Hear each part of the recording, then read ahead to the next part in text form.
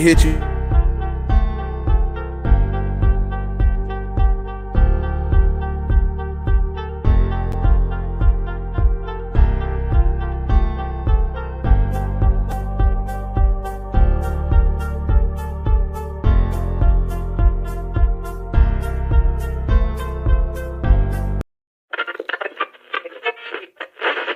What's going on, y'all? It's another day on the Day One podcast. I'm your co-host, Anthony.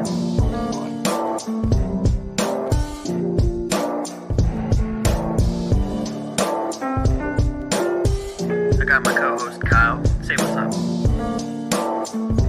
What's happening, y'all?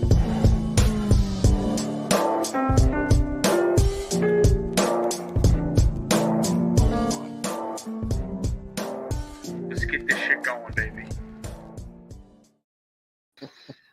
Yes, sir. Yes, sir. Yes, sir. What's going on, y'all? What's happening? Man, it's all love, man. You know what it is, man. I just think it's funny that whole intro. I didn't see a Jets highlight at all. We don't got none, bro. We don't got any. You could have had Aaron Rodgers running with the flag. That'd have been perfect. We made I'ma it. have to- Yeah. I'm gonna have to put that in next year's. I have to put that in next year's intro. Nah. You got to get the next year one now. Yeah, next year. Yeah, it You is. go run Next with the year. flag. Hey, next year it too. looked like it's it looked like okay. Kelsey the only. Listen, it My looked like ACL's Kelsey gonna be the only one to end with some points here, man. Are y'all really watching it? Like keeping That's what's score? up. Y'all watching. Yeah, Kelsey got Like- 5. Somebody Yeah, in he front got of him? one 5-pointer. That's cool, man. What's I think going on, somebody in y'all? front of him. It's another day on the Day One Mhm. podcast. I'm your co-host, Mhm. Anthony. Got my co-host, Kyle. Say what's up. What's going on? We got two very special guests, hosts of Inside the Nest, our boys, Smitty and King DV. Say what's up. What's happening, people? What's happening? Man, you already know. We had to return the favor, man. They was on our show at the last minute. It's only right that we come and bless them with our presence. Appreciate Yes, sir. that. Right. We always appreciate getting together. It's always good to talk birds and talk ball with y'all. So definitely appreciate y'all hopping on for real. Mhm. Yeah, facts. And whoever's doubt. listening, make sure you like right now, whichever stream you're watching. Make sure you leave a comment. Let us know what you want to see moving forward. If you want us to get together again, maybe next week after that. I don't know. Who knows? But yeah, definitely let us know what's up because Mhm. we hungry. Yes, sir. Yes, sir. Mm-hmm.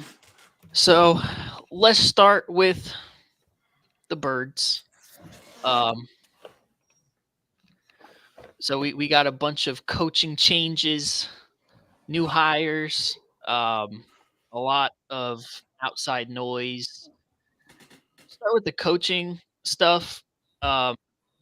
Since we last talked, we hired Kellen Moore, Vic Fangio officially, and then pretty much filled out his positional We had staff. Fangio the last time we talked, right?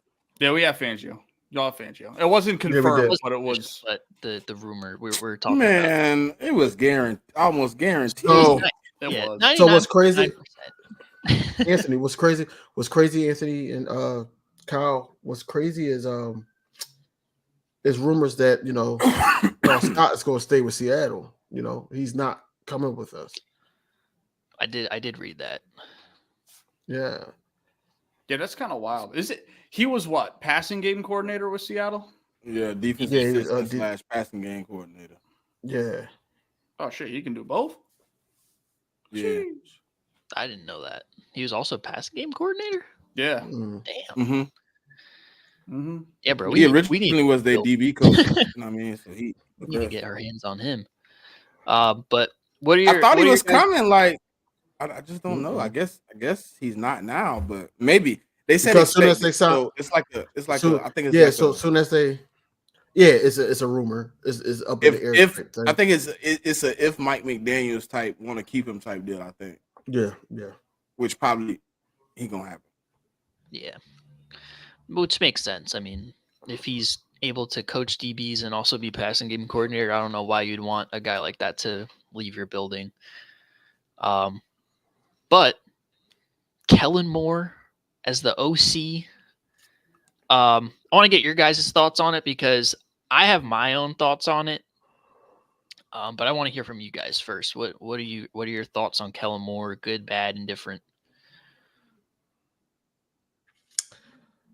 I feel like this about Kellen Moore. I feel like the last season with the Cowboys, I feel like this season that just passed with the Chargers, I feel like that, it wasn't a fair out for him. I think that it was more so him being kind of the scapegoat in Dallas because they don't want to really attack what's the real issues over there, and we all know what's the real issue over there. As far as the Chargers had injuries. And it's hard to bounce back from that. You have to abandon the run when your best runner out 4 weeks, and then he's working his way back. Like, we got to put everything into consideration. Now, with the talent that we have, I feel like that, he's going to make us much better, especially number one, because the bar wasn't set too high last season with the play calling and everything. And number two, look who you got at your arsenal. You got Devontae Smith, you got AJ Brown, you got Dallas Goedert, whoever you want at running back. And we probably going to get into that a little bit later. But whoever you want at running back, then you got one of the best, if not the best, offensive lines in the league. That's what I'm saying. Like, you really gotta put into consideration that this is probably the best roster that he probably had on offense since he's been coaching. So, looking at the route running of Keenan Allen, looking at the route running a couple years ago with CD Lamb, you feel high on what Devontae Smith is going to bring. He was just on Upper Adams podcast with Kay Adams, and he basically said, "Hey, just let us do our thing." And I feel like that was a little mental shot at the coaching last year. I'm not going to say Brian Johnson, I'm not going to say Nick Sirianni, but it's a little shot because I feel like they were blocking a little bit more. You see how Devontae Smith got hurt. I feel like that they want to be an impactful player consistently in games, not just blocking, not just running routes and being a decoy. They want to get the ball. You got two receivers like that. You got to get them the ball. But I feel like that Kellen Moore is going to do that. Yeah, no, I agree. I definitely agree. Smitty, what you think? Like, you can't really. Okay, so I know you're gonna evaluate him off his statistics and what he looked like and what he's done, for other organizations because you want to get a brief, outstanding point of view. So you kind of want to see what you know about him, but like his offense with Dallas is not going to necessarily be the same offense he runs with the Eagles. Different coaching staff, different assistants, different player coaches. What he ran in Los Angeles, I'm about to say San Diego, Los Angeles, it's not going to be the same as what he run with the Eagles. Like the weapon he has acquired is nothing like what he's ever had. Like DV just said, like he's never had a Devontae, AJ, Goddard. If we bring Swift back, Jalen Hurts, like who's gonna be at wide receiver 3? Like who's gonna be tight end 2? Like this roster has the ability to develop into something special. And I don't think Kellen Moore, I mean, I think he's had a roster that's kind of close because he did have like Amari Cooper. He did have CD Lamb. Yeah, I wasn't even gonna say CD. I was gonna say Zeke. He did have Dalton Schultz. Like he had a little run there where he had a decent squad. Yeah, he had prime Michael Gallup too. Prime Michael Gallup number was 3. Prime Michael Gallup was only 1 year though. You know what I mean? So yeah, after the ACL, he hasn't been prime anymore. But right. Kellen Moore has the opportunity to expand, to get better. I don't put a cap on anybody just because he worked for another team and other people have a perspective of what he does. I think he has the opportunity to come to the Eagles, man, and rewrite the script if he want to. If you want to get better, if you want to expand himself, he want to contribute to winning. He want to get some type of recognition to move on, because obviously you know you get an offensive coordinator job to be a head coach. So this could be stopping point. This could be a place where he wants to prove a point. He I don't know how he feels. You know what I'm saying? I never had a conversation with him, but he might feel some type of way about the Dallas releasing him. He might feel some type of way of how it went out with the Chargers. He want to show y'all that he has the ability to do better. And if that's the case, I'm all for it, man. Yeah, and I mean, he's shown wherever he's been that he'll move his guys around. And the one interesting thing that I saw, because when I first initially saw it, my initial reaction was, "Oh shit, we're gonna be more the Chargers than we ever have been because he doesn't run the ball." You actually get into the numbers; he's actually top 10 in run attempts, and he actually does run the ball quite a bit. So, I mean, and really, you need a guy with experience and who knows what he's doing and when to call what and how to put his guys in the best position to succeed. And granted, all of the things that went on in Dallas and the playoffs and stuff, and even with the Chargers last year, Kellen Moore has shown that he can run a prolific offense no matter who's there. I mean, to an extent, no matter who's there. But I mean, like when he's got the guys, they're going to perform. And with AJ and Devontae, them alone, and then you think Dallas Goedert, Jalen, and whoever the running backs can be, hopefully it's Swift. Like, it's going to be scary hours if, you know, he decides to put everybody in the best positions possible. And, you know, he's calling 95% of the shots. Yeah, dude. I mean, does it worry y'all that we didn't announce it yet, though? That it isn't an official announcement that he signed a contract with us? Not really. I wouldn't say that, because on the New Heights podcast with the Kelsey brothers, Jason Kelsey already said that this is our guy. You know, this is what so he knows more than us. You know, yeah, but he hasn't. I'm just saying he hasn't signed. He hasn't signed. We haven't announced it. Like, I know it took a couple of days for Fangio, but it's taking way longer to say Kellen Moore is the offensive coordinator. I'm just wondering if it's possible that it could not be us. It could be Kellen Moore saying he found a better opportunity somewhere. There's still a lot of opportunities out there to be an OC. It could be a money thing. They could just be working out contract language. But I mean, from what, like you said, from what Jason Kelsey said, I mean, sounds like he's here. Cole's in the building. Cole, what's up? Good. What's good? How y'all doing? Doing chilling, good. bro. Chilling. From the guy who watched Kellen Moore himself, what are your thoughts on Kellen Moore, and what do you think he brings to the Eagles? My thoughts. I mean, of course, me being honest, his time basically ran out with us and with the Cowboys. For many reasons, I could say that he was basically him and Mike McCarthy, they didn't see eye to eye. You know, basically scheme wise. He's a good OC. I give him that. He made great plays for our organization, especially when he started off in 2019. Even though we were still with the Cowboys organization, we were still trying to get out of that Jason Garrett type of era. But the offensive scheme that he had, 2019 was okay.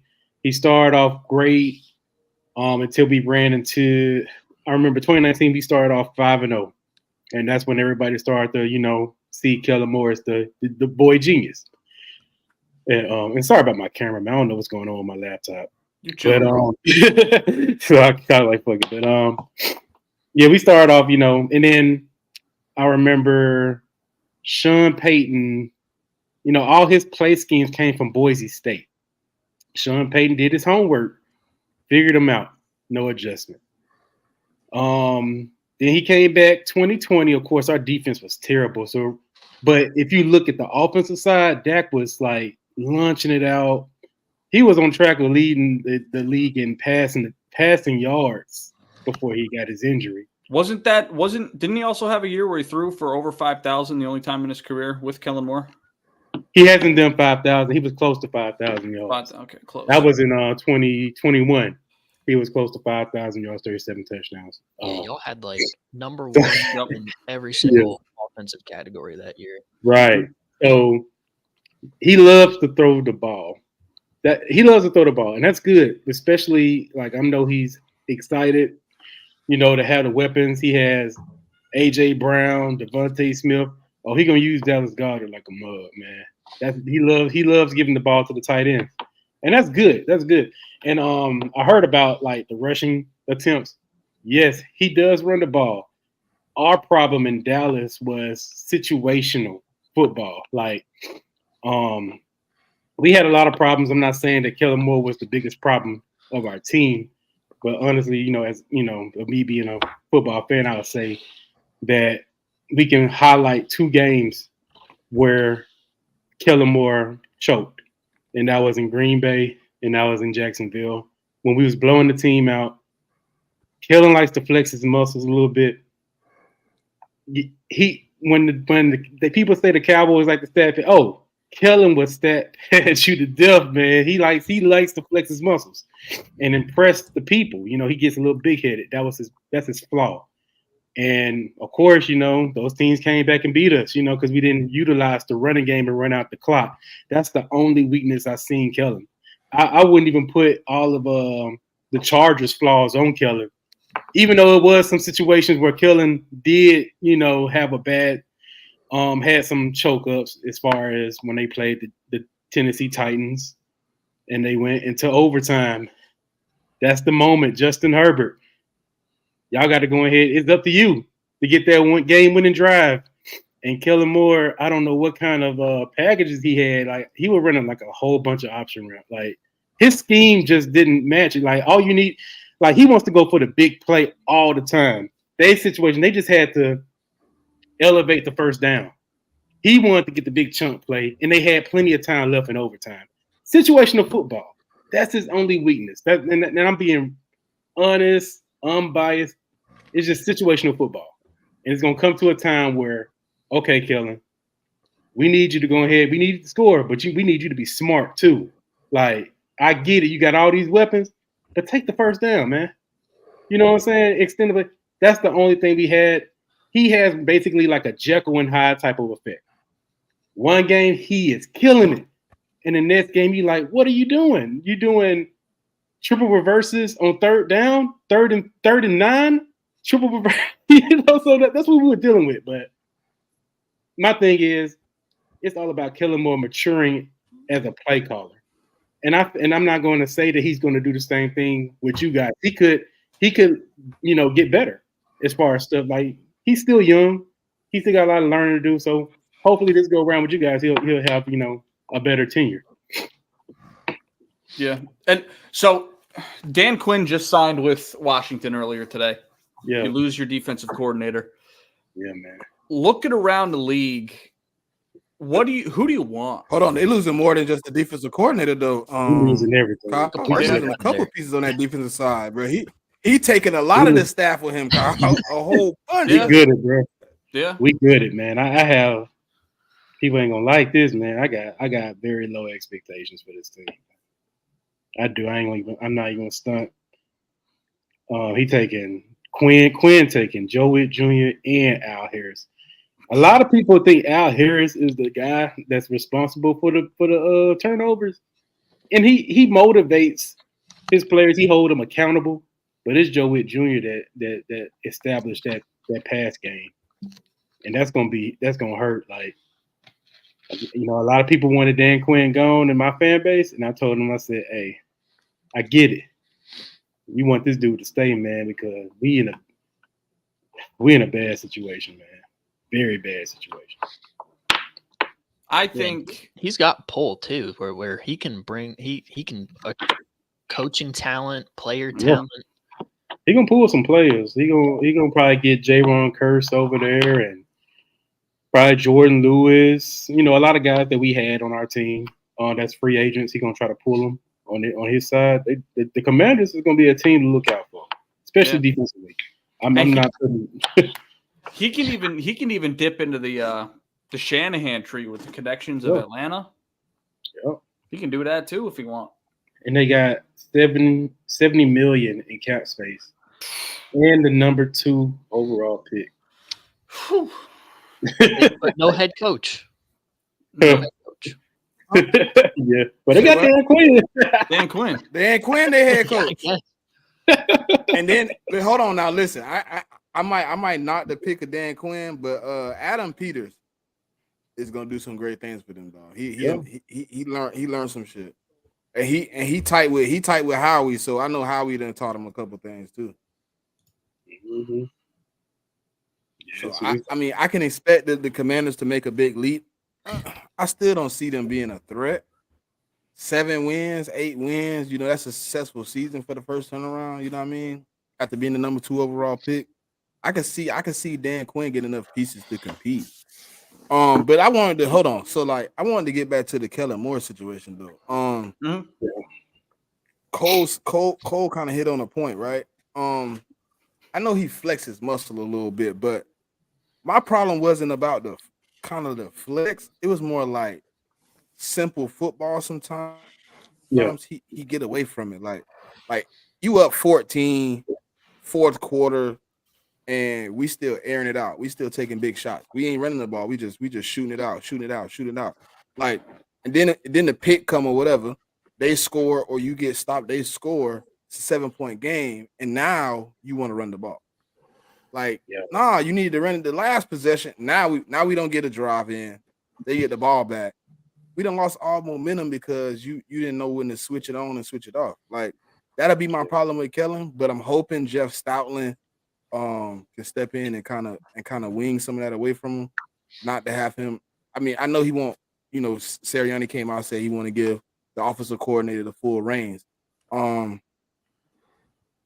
I don't know if Kellen Moore, to me, I don't know if he has the reach in the NFL right now to bring in a staff. So I'm hoping whoever does have the reach, I hope we bring in a great staff around him.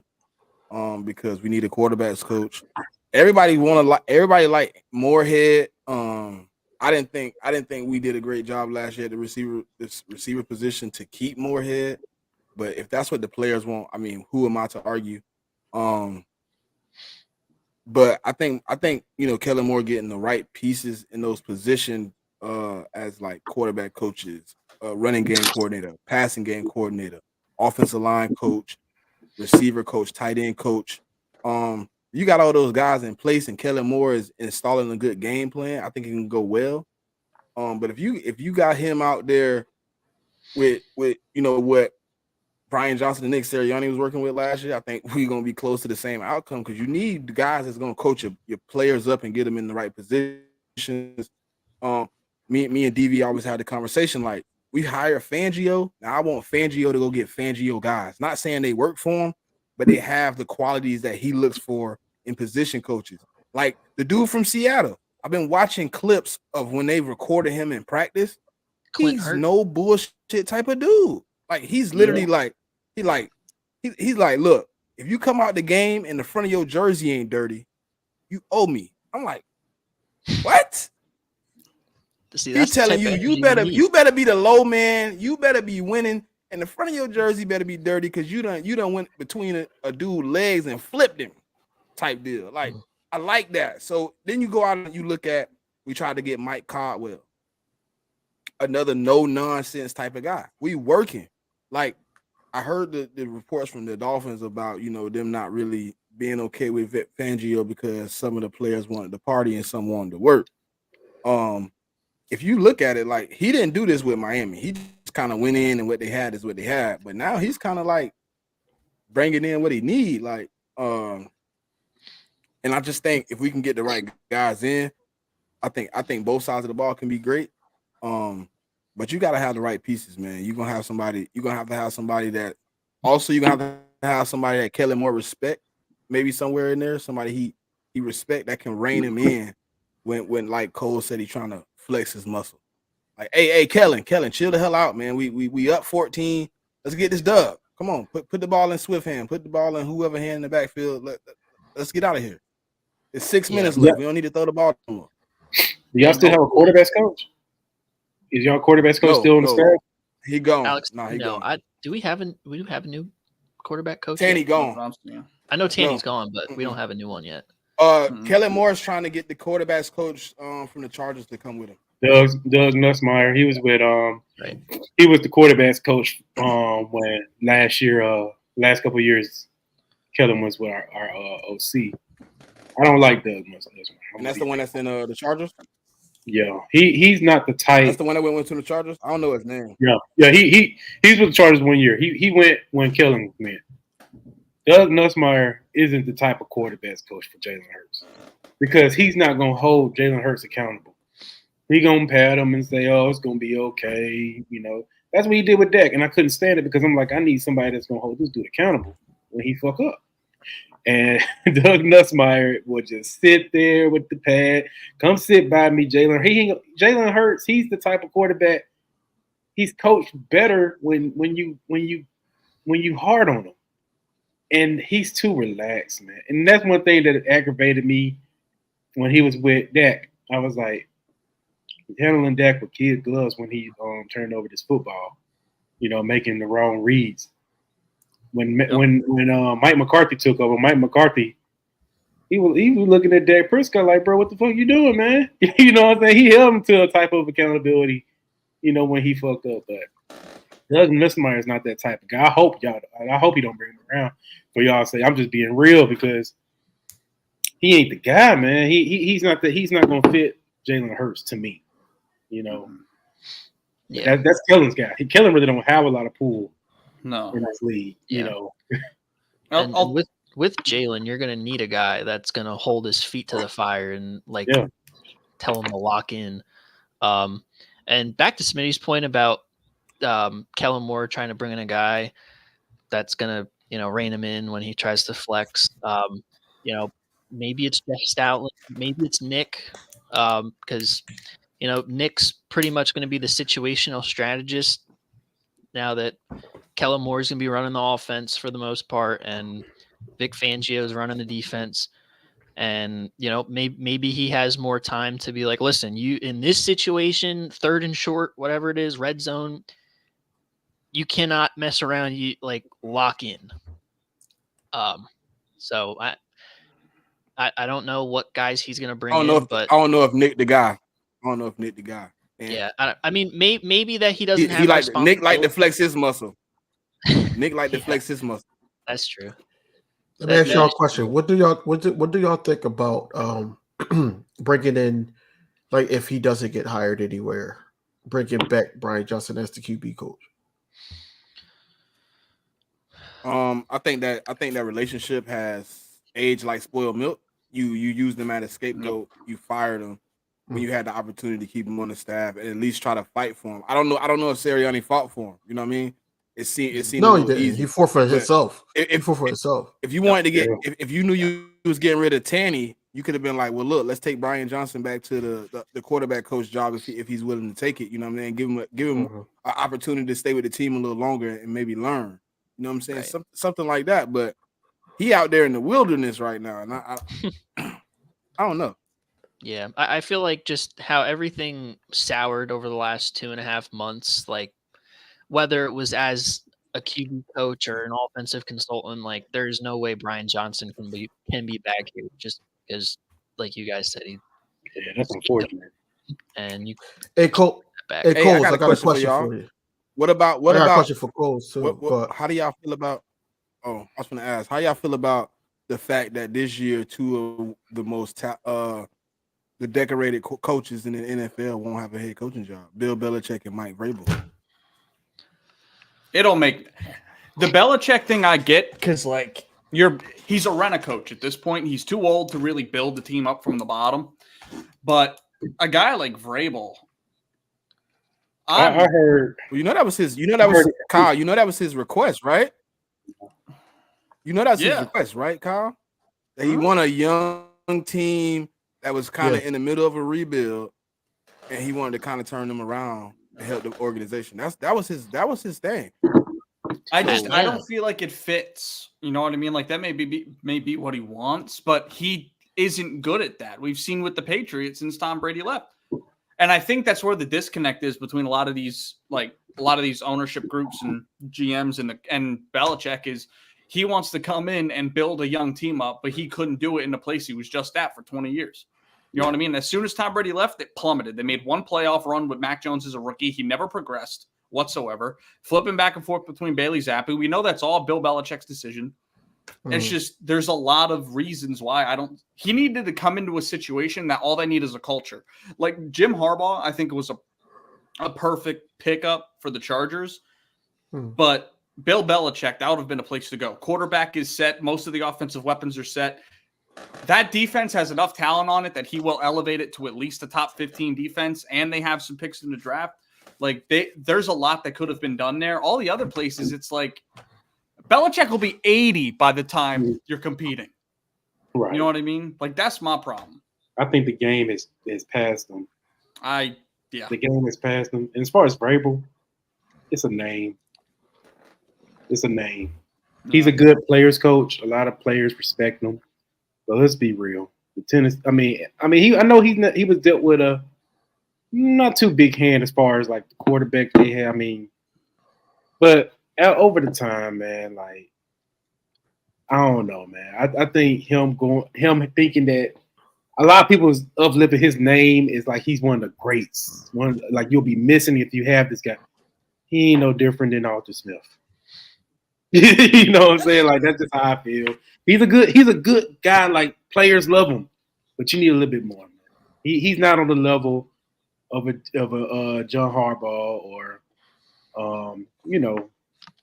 Shanahan. None of that. He's a player's coach. I beg to differ, dog.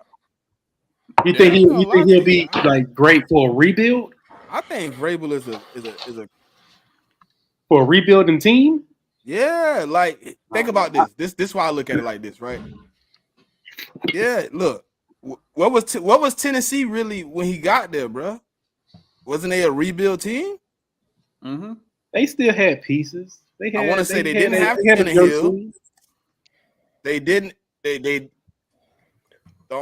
have Tannehill. They didn't have any receivers. They top receiver at the time was Delaney Walker. You talking about in 2022? Before they got man, what? He was there 7 years. He was there 7 years. And what? Corey Davis was. No, I'm talking about the year that Vrabel took over. Wasn't Delaney? Corey Davis. Corey Davis came the year he came though. When they got 10, he came after.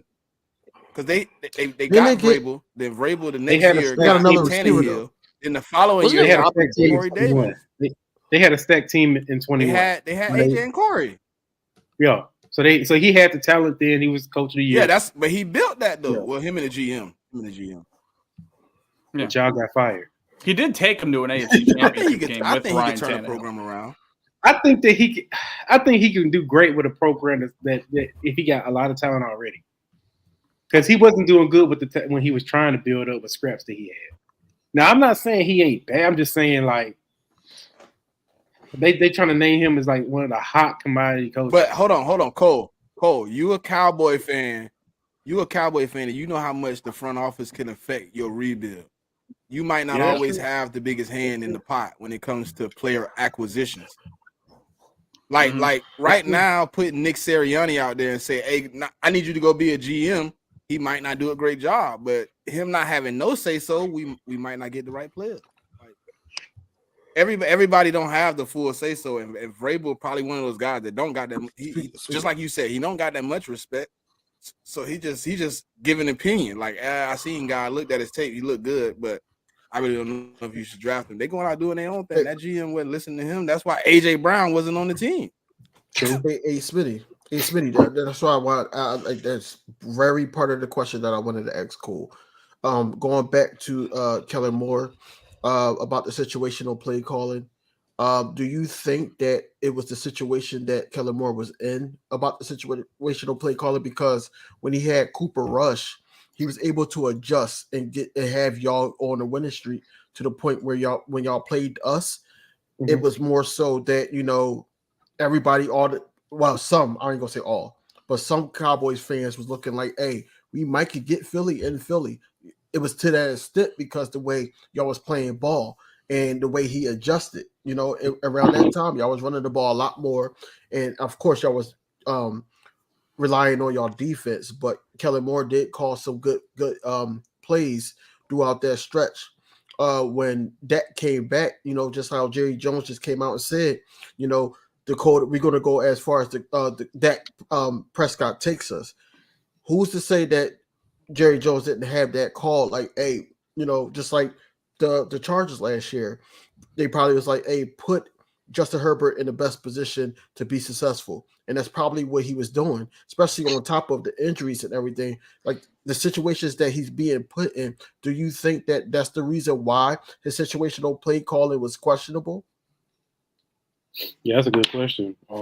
So whenever Dak went out and we had to rely on Cooper Rush when we went on that winning streak, we could pivot back to the first game when we played against Tampa Bay. One thing that we was like, us as Cowboy fans, we was very skeptical on how everything was going to go because we were fresh out of Amari Cooper. We was running with guys at receiver, basically hoping that they could be something. Like we was relying on Noah Brown at the time that, he came out and became a pretty decent receiver. We had a guy, undrafted guy, Dennis Houston, who had splashes in the offseason, but got lost in the regular season. So we came into that Tampa Bay game with no identity at all. We played terrible. We basically brought out the same type of schemes that we were bringing out when we played the 49ers, like, no adjustments, not changing up your scheme a little bit. You can go back to to Devin White's interview, post-game interview. He basically said we knew exactly what they were doing. We knew exactly what plays they were going to play. We were just standing there. We knew his whole playbook. And they did if you look at the tape. So whenever we pivot, that got hurt and we pivot over to those renegades, Mike McCarthy had to take over at some point. He was like, because he'd been on the hot seat since he got hired. So he like, man, bro, they weren't seeing eye to eye. He was like, let me try to help you out with your play call. Let me go ahead and insert some of the plays when we had to deal with Cooper Rush. So it took Mike McCarthy to really force most of the running game to be in versus these teams. So we ran the ball way more effectively in those games with Kellen Moore. A lot of people give Kellen Moore that credit because he's the OC, but behind the scenes, that was Mike McCarthy stepping in saying, hey, we got to run the ball more because at this point, you can't throw like that with Cooper Rush. He's not that guy. And we went on our ride. Everybody, it definitely like divided our fan base. Everybody was talking about cutting Dak and letting Cooper Rush be the starting quarterback. And all I was being like, I'm just gonna wait till we play Philly, man. I'm gonna wait because I know it ain't gonna work. And when it came to the point where Philly had to make Cooper Rush win the game, that's when it all went down. So we had to force it all took like great defensive play. The defense had to step a notch up, and the offense had to control the clock by running the ball. And that's what the game scheme was. And it was because of Mike McCarthy that we did that. Now, when it also pivots back to Kellen Moore's, when he got that power, he just loved throwing the ball. He was ready for Dak to come back. Oh, that was killing him. He even had a conference where he was like, "It's killing me that I'm not passing the ball as much as I want to." He said that. So that's something, and I'm just saying, I know DB, I know you play. I'm being 100% honest. This is what he's saying, and hopefully he matures from that and understand. Hey, it ain't all about lighting up the scoreboard. It's about winning football games, and that's what people tried to go ahead and Mike McCarthy by saying.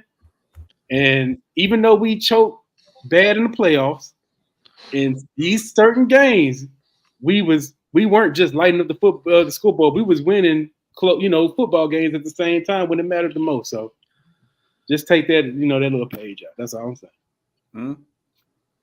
All right, so listen. As y'all know, we don't just discuss the teams that we like on the show. We like to dabble in a bit of everything. So I got a couple questions regarding the 2 Super Bowl teams, maybe some of the AFC, NFC championship games. Yeah. It's been a lot of talk this week about where Patrick Mahomes ranks all time. So let's put it out there. Mahomes he's started 6 full seasons. He's made it to the AFC championship game in every single year. He's been to 4 out of 6 Super Bowls, 1, 2. I don't know where you guys sit, but right now I'm leading like he's going to win his 3rd this Sunday after this one. Where does he sit with you guys? Like, is he on your Mount Rushmore already? And whoever want to go. If he win his 3rd one, yeah. You got to give it to him. He been to the Super Bowl, what? 4 out of 5? Like, 4 times? 4 times in 6 years. In 6 years. Since Tom Brady really left. Because Tom Brady was the only one that really beat him in the Super Bowl. Mm-hmm. He's circling the wagon on Tom Brady right now, though. Tom Brady ain't having nothing like this. Yeah. Like, at his age. This a fucking run, dog. Think about this. He get 3 right now. Look, think about this. He get 3. He's 14 years younger than Tom Brady when he got 7. Like he kind of in a position like you kind of gotta. I mean, I would lean towards him being like maybe 1 or 2. Like if he get the 3rd one, like I know like Tom Brady got 7, so it's like all right, he got a little weaponry, but you think he's gonna be rivaling like Patrick Mahomes putting in? Like he came in. You think he'll be rivaling like Joe Montana? Like Montana territory after this win? I think. Yeah. Listen. Yeah. I don't got Joe 1 though. I got Joe 2. Well, yeah, no. Obviously, Tom's number 1, and I mean Pat would be in that 2 through 4, 2, 3, 4 range. I mean, I put Tom Brady first, so I don't have controversy. Yeah, no, the Pat Mahomes GOAT conversation it's a little too early. Come back in 5 years for that one. But that's about where I win the 3rd one, and then think about this. And he win the 3rd one, and then next year he back in the Super Bowl with the opportunity to win 4. Like come on, bro. Like if you're looking at history, he been to 6 out of his 7 years. And the only reason he didn't go to the 7th one is because he didn't play. They're gonna have facts to Atlanta because he was benched as a rookie. The playing field or something. Mm-hmm. Then you gotta think about it. They kind of win in the same way that how the Patriots did it, like their running game, using the tight end. The defense is playing phenomenal. And then every time they take pieces away from Mahomes, he still succeeds. Everybody thought that they wasn't gonna be the same without Tyreek Hill. Proved that wrong. Win the Super Bowl. Win the Super Now Bowl. they added Taylor Swift to the mix too, and he's good. I thought that they was gonna have the same type of bad look that we had with Jessica Simpson. What's crazy though? I don't see it how y'all see it. I don't see it that he's in a Mount Rushmore. Not yet. Not yet. Only because we had Dan Marino in there, and Dan Marino didn't even win 1. He's decorated, yes, but at the same time, you got to look at what the past quarterbacks did. I can't put him up there Dan Marino is right now in this. And it's just that's your opinion. But what I'm saying is, you don't got a ring, bro. I'm sorry, you can't get the greatest trophy of all time. You can't be in the top 5. I'm sorry. I can't. I agree. I can't agree with that. I can't do that, bro. If you don't go get a chip, dog, I cannot put you up there, bro. Dan Marino didn't have a running game. Somebody said it. He didn't want a running game. Hold on, Cole. In a space, somebody said it best the other day. You can be a great player with no rings. You cannot be legendary with no rings. What is the legend about you? You went, you lost, you couldn't get back. I can't put you in my top 5. You couldn't even will your team back to an AFC championship game. You didn't even get back to the AFC championship. I can understand you not getting back to the Super Bowl. Right now, for me, Lamar Jackson, you need to at least get back to the AFC Championship game 2 or 3 more times for you to kind of even have some type of legacy as not just a Patrick Mahomes there. Hold on.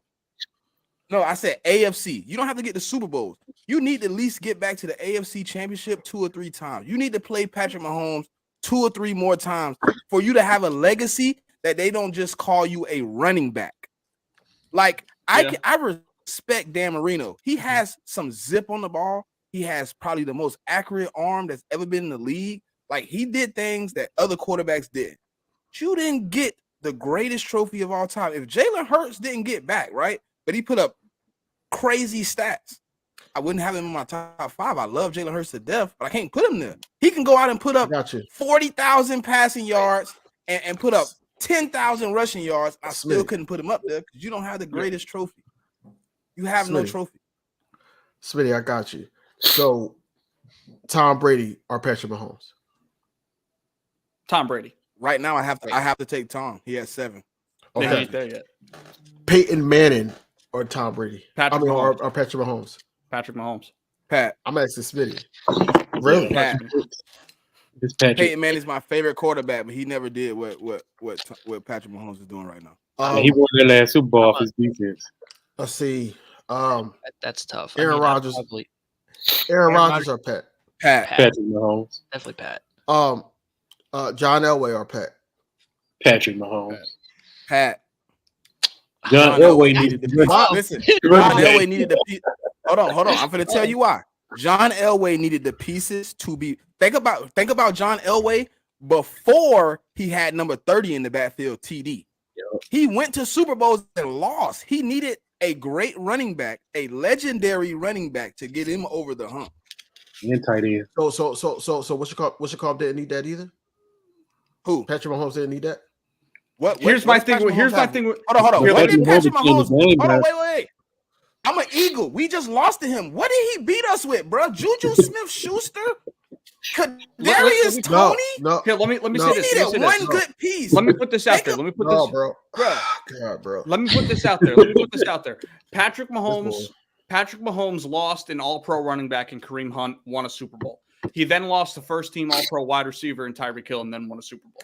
So I can't say that it's because it's his weapons. Sure, Travis Kelce. If he wins a bowl after Travis Kelce's done, I'm sorry. He won. Yeah, if you go win one without Kelce, dog, he won. But listen, hold on. DV said that. Like, so that means we should drop Tom Brady because he needed Gronk.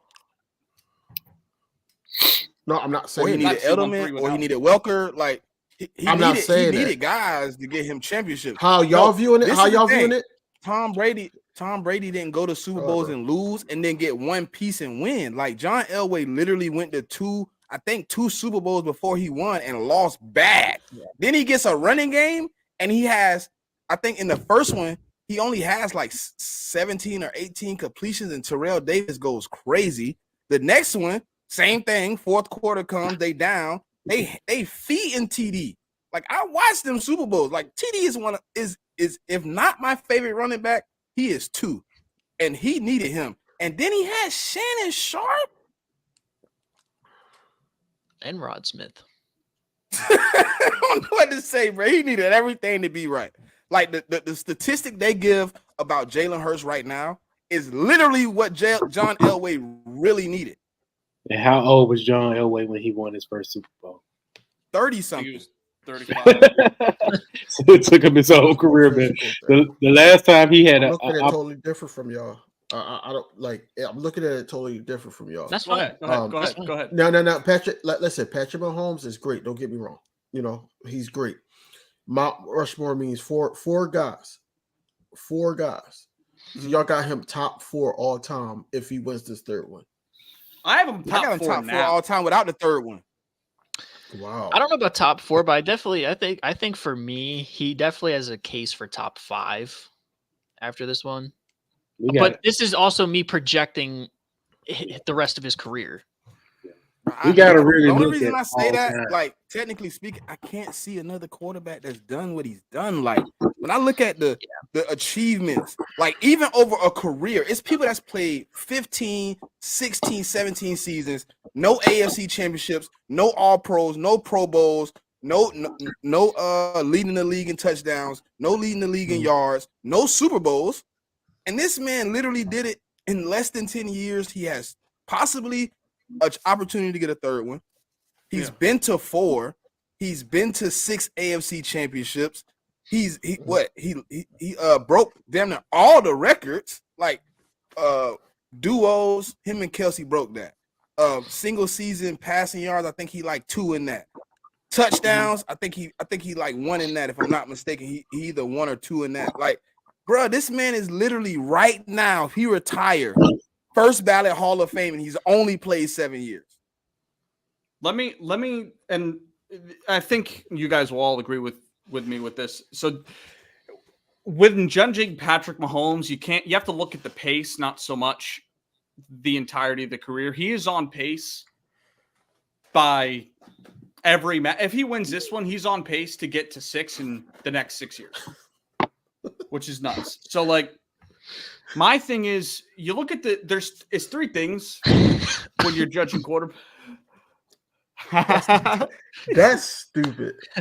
That's dumb. He was though elite game manager, but he was a game manager. Facts. but no, like what? For me, it's 3. I wouldn't put him like Brock Purdy though. I ain't gonna do the Brock Purdy situation.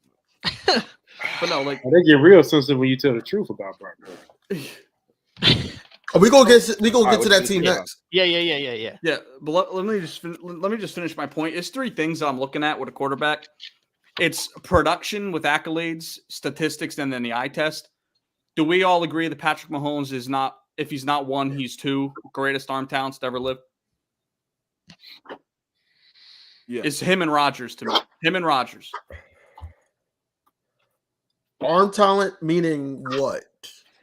He can make every throw. Be on the he run. Can make every throw. He could on the run. I've seen this man. Down. Hey, Kyle. I've seen him on the run, falling, and offhand, left hand, gun it, like 40 yards. Like what? Yeah. Are you serious? Did you just do that with your left? Okay, I see what you're saying, Kyle. I see what you're saying. It's just shit that he can do that nobody else but Rodgers can do, and there's more that he can do than Rodgers because of the arm angles from baseball. We've seen Russell Wilson make some throws like that. You know what I'm saying? But like, so that's one thing to me. That is what puts him above Dan Marino to begin with, because he's got the accomplishments, and I think he's a better pure arm talent than Marino, despite the numbers for the time. So that's one thing.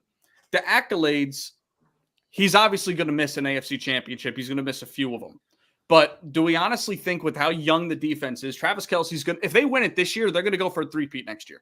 No doubt. Travis Kelce ain't going anywhere. So he's probably going to make the AFC championship next year, if we had to guess, especially with the questions in the AFC. That'll put him at 7 AFC championships. John Elway's only made it to 6. So that's one thing. And Tom Brady only made 13. Yeah, Tom Brady made 13. But like, he would be 27 with 7. Yeah. Right? That's crazy. Yeah, he'll be 27 with 7. So he's already got more. John Elway's another guy that's Mount Rushmore. He's already got the same amount of Super Bowl wins, and he's going to tie him for AFC championships. And he's got one more MVP than him already. So I have Mahomes over Elway. The only guys to me that you can argue are Manning because of the 5 MVPs. They match on rings. Obviously, Brady's got 7, and the Montana went 4 for 4 with rings. That's my whole thing with the Mahomes thing. Like, yeah, you could say it's too early, but if you look at it based off of where he is so far, he's already passed a lot of accolades for guys that played a full career. So it's not crazy to say, like, if he goes out after this year and never makes an AFC championship game again, we'll start to look at him a little bit more like we look at Rodgers now, because Rodgers won that 1 Super Bowl. We know the talent. We know he's great, but he couldn't get back to the big game. So maybe that changes some things. But if Andy Reid's there another 5 years, who's to say they're not going to at least make another Super Bowl? You know what I'm saying? So if he wins this one and then gets to another one, I personally think he's going to get at least 5. I don't think it's out of the question. He's going to have another 10 years to win 2 more. So And I don't know about you. Are there any quarterback talents that we see coming up that might be like real guys? Like I don't see any deep draft classes coming soon. I don't know about Drake. The only May. person I think that might, and it's a strong might. If they really keep building the team, I could see CJ Stroud. Maybe. I was just about to say that. I agree. But that's one guy that he's got to. I think Burrow, Josh Allen. I think Josh Allen has the fear of God of Patrick Mahomes. Every time you play him in the playoffs, the man look shook. The only person other than that that's willing to go in there and as Ryan Clark say, slow down his heartbeat and play him, I think is gonna be CJ Stroud and Joe Burrow. No. I don't see another quarterback in that AFC. Like I used to thought it was gonna be Trevor Lawrence, but to me it looked like he regressed. He's not progressing. I don't know what's going on over there. It could be play calling because the guy that's calling plays is the reason the guy that's the head coach got fired from the Eagles. So it could be play calling. I don't know. Like I want to say Lamar, but I just watched Lamar literally get devoured. Yeah. So that's the only person I can give you is maybe CJ because CJ Stroud look good. Can't lie to you. Yeah. Pause. And I don't want to discount Lamar because he did make it to the AFC Championship game, but let's not act like it was a run. They won one game against a rookie quarterback. You know what I'm saying? So like Lamar, I don't believe in the playoffs. But the other thing too is, and Mahomes, he's already number 2 in playoff wins for a quarterback. He's number 2. Yeah. 20. What do you got? 20. Playoff 20, games like it was he got 14. He got 14. Tied with Montana. 14. Tied with Montana. 14. That's crazy. And bro's played 6 years. Yeah. You know what I'm saying? So he'll probably get to what? Maybe if he matches Brady at 7, he'll probably have 28 to 35 wins. Brady's got 35. He'll have the MVPs most likely because we'll get stale of giving other guys it, and he'll do a lot of quarterbacks do this. They'll win back to back and they won't do it for 5 years. Back to back, something like that. Like Manning should have more than 5. We agree. Brady should have more than 3, probably. Marino should have more than 2. Like, so I just think I don't think he's been right since then, Jigga. After them 13 seconds, boy. That's fact. That boy ain't cooked back since the 13 seconds, dog. Man, the Bill fans, they thought he was gonna make it this year. Yeah. So look, I was chilling with a Bill fan when it happened, and it was so crazy. He looking at the TV like, bro, we just won. And then the third, I was like, y'all did not win. Oh man. So I think putting Mahomes on the Rushmore isn't that crazy when you compare it to the other. Like obviously Montana, Manning, and Brady are locks on it, but when you compare him to the other guys, he's got him beaten something. He has already. A case. I'll give you that. He has a case. I just think like I don't know. It feels like too early to be like, oh yeah, like he's better than Elway, he's better than Marino, but he does have a case. I feel like if he keeps going like another year or two, then he probably should be up in that top 4. But yeah, do you think the man got 30? The man got 30,000 yards in 7 years. Yeah, he's 6,500 ahead of Brady where he was at this point.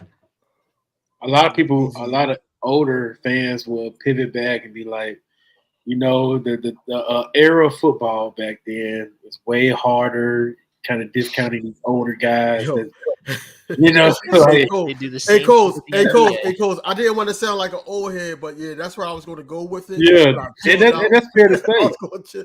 That's fair to say because football back then, like the stats not as high because they relied on the run game a lot back in the day. Mm-hmm. Them running backs was getting Emmett and Barry Sanders and what's his dude from the Bills, Thurman. Like those were the guys that was keeping these quarterbacks like Aikman and what's the dude, the Bills quarterback? Chip Kelly and all that. So, and then it even goes to the part of Elway, because Elway needed a running game to win. But top 5, it's crazy that we put a lot of top 5 quarterbacks that played within our generation. And there's been so many quarterbacks in this league, like they did like some crazy plays. Like I see why a lot of people lean on Marino only because even though he didn't win a championship, he was very, very, very talented. Like a lot of coaches wanted Marino. You know, Jimmy Johnson went to I got a left that when question, he right? left Dallas, he wanted to go Yeah. to Miami for him. Yo, what's up, Smitty? Hey, I got a question for the whole panel. Yeah. Like, okay, so back then, right, 15 interceptions wasn't frowned upon as it is now. Because I just did Elway's stats, and I never hear anything come up about him being a turnover demon. The man averaged like 16 interceptions a year, I Look think at and he was only throwing. And he only had one 4,000 season. look at Brett Favre. yeah. I They didn't do know that. I average haven't 20 never interceptions really a looked year. at his stats. Yeah, Brett Favre was averaging like 22. Yeah. I think he was I averaging mean- 22 to be honest. You look at it like this: turnovers are down across the board, so the standard. But nobody talks about it. But Jalen Hurts just threw 15 interceptions, and they call him my quarterback. But they did the same thing with Dak, so we can't. I did. we can't I just did. say I went that. through the same thing with Dak. And like and the skills a lot better now. I would say skills higher. And there's just a lot more talent on the offensive side of the ball, and the game is catered to the offensive side of the ball. So the standard for turnovers goes up. You know what I mean? Like that. That's why. Like we can look back and say, yeah, he threw a lot of picks, but for the time, it's a common thing. You know what I mean? Now it's not as much. So when a guy throws, like, remember when Matt Stafford went on the Super Bowl run? He led the league in turnovers. He only had like what 15? Like. So the standard's But I'm just saying way higher. for what 15 this is guy's frowned doing. upon. Like you get Yeah. 15 now, they like, oh, you a turnover machine. But you get 15 back then, they like, he had 25 touchdowns. Like, Mhm. Yeah. Because the I don't know, the standard has mindset, I changed. believe. No, yeah. That's what I'm saying. That the mindset was different. It was more so like, hey, Elway got going to have another chance, or Brett Favre's going to have another chance. He's going to continue to sling it. That's why one of Brett Favre's best games was that Monday Night Football game against the Buccaneers when his dad passed away. That basically was his best game, but he just kept throwing the ball. He had picks that game too. That's what I'm saying, that it changed because it was more about winning, not more the stats, and PFF wasn't around, and you ain't have all those things. Now you got those things, so now that's going to be one of the reasons why you can win MVP. Back then, it was more so like, hey, who's winning the most, who's putting a team on their back the most, and that was it. It wasn't nothing more, nothing less. So now it's like, oh, you got interceptions. Oh, you regressed, Jalen Hurts, but the numbers and stuff like that without the interceptions was similar to last season. So we got to look at it that way. So it's just different mindsets, different standards in different generations. Yeah, and I don't care what people say. Turnovers aren't created the same. You know what I'm saying? I mean, it's going to count on the stat sheet regardless, but I mean, fuck, we saw Trevor Lawrence throw 4 picks in the first half of a playoff game and win it. So, I mean, not all turnovers are created equal. and you know, PFF got these new metrics, so they breaking all that down too. Oh, yeah. They got like interception something percentage. It's like, I guess, like the quarterback throw and then accident. So then they tell you how much of the percentage of the interception was on the quarterback and the receiver. How do y'all feel about these new metrics? Like, they got on target, on time, passing percentages. Like, how do y'all feel about all this stuff coming out, man? It's kind of giving you don't need to be a rocket scientist to understand the game of football. I think, for me personally, forget about all the advanced metrics. If you do the eye test and you see a quarterback that can make every throw, he can excel in every situation, can put his team on his back and win games. Granted, what kind of talent and coaching he has around him. If the analytics don't say he's that great, but all those other things check out, then, I feel like those stats kind of misinterpret the game sometimes. I mean, they're good to have for like the stat junkies like Kyle, but I mean, to an extent, it kind of ruins the game because now it's a numbers game, and football is not. It is a numbers game, but it's not like that in depth as a numbers game. No. No, it shouldn't be. It shouldn't be swaying the outcome of a game. And for an example of that, I don't know if you guys knew this, but did you know C.J. Mosley was never rated a top 30 linebacker in the league until this season through PFF? That's crazy. C.J. Mosley. Uh-huh. Like that shows me right there that there's a disconnect. But yeah, dude, some of the stats I think are important, and I think it's cool to see like different ones. But when it's directly affecting the game, I just have y'all ever seen a graphic that says 4th and like 7? Have you ever seen it say don't go for it on the broadcast? You know what I'm talking about? How it says in the bottom it right does. corner, like 4th and 4th. It does. Amazon. Anything like I think anything over 5, it kind of says don't go 5. for it. Yeah. Mm-hmm. I don't think I've ever seen it, but shit. Yeah, 5 and Going under, off- they say going go off for of- it. Going off of what Anthony was just saying, just to simplify it, man, I look at it like if it's a quarterback in today's game, that you could say, yo, if this person wasn't on the team, it's a pretty high chance they're going to lose. You know, you could look at, Jalen Hurts. You could look at Dak Prescott. You could look at Josh Allen. You could look at Patrick Mahomes. You could look at Lamar Jackson. You could look at these guys, but, you can't look at Kirk Cousins like that. They won with Josh Dobbs. You know what I'm saying? You can't look at Kyler Murray like that. They won with Josh Dobbs. It's one of those things where as though the eye test, honestly, how good the team will be with this quarterback playing. If somebody got hurt, you're like, oh, that team losing. Just like the Jets, for instance. We got into the season. Before the season, we would say the Jets is going to be dangerous because now they have a quarterback. Regardless of how his age and with the injuries he had throughout his years, we still looked at him as a threat because it was still Aaron Rodgers.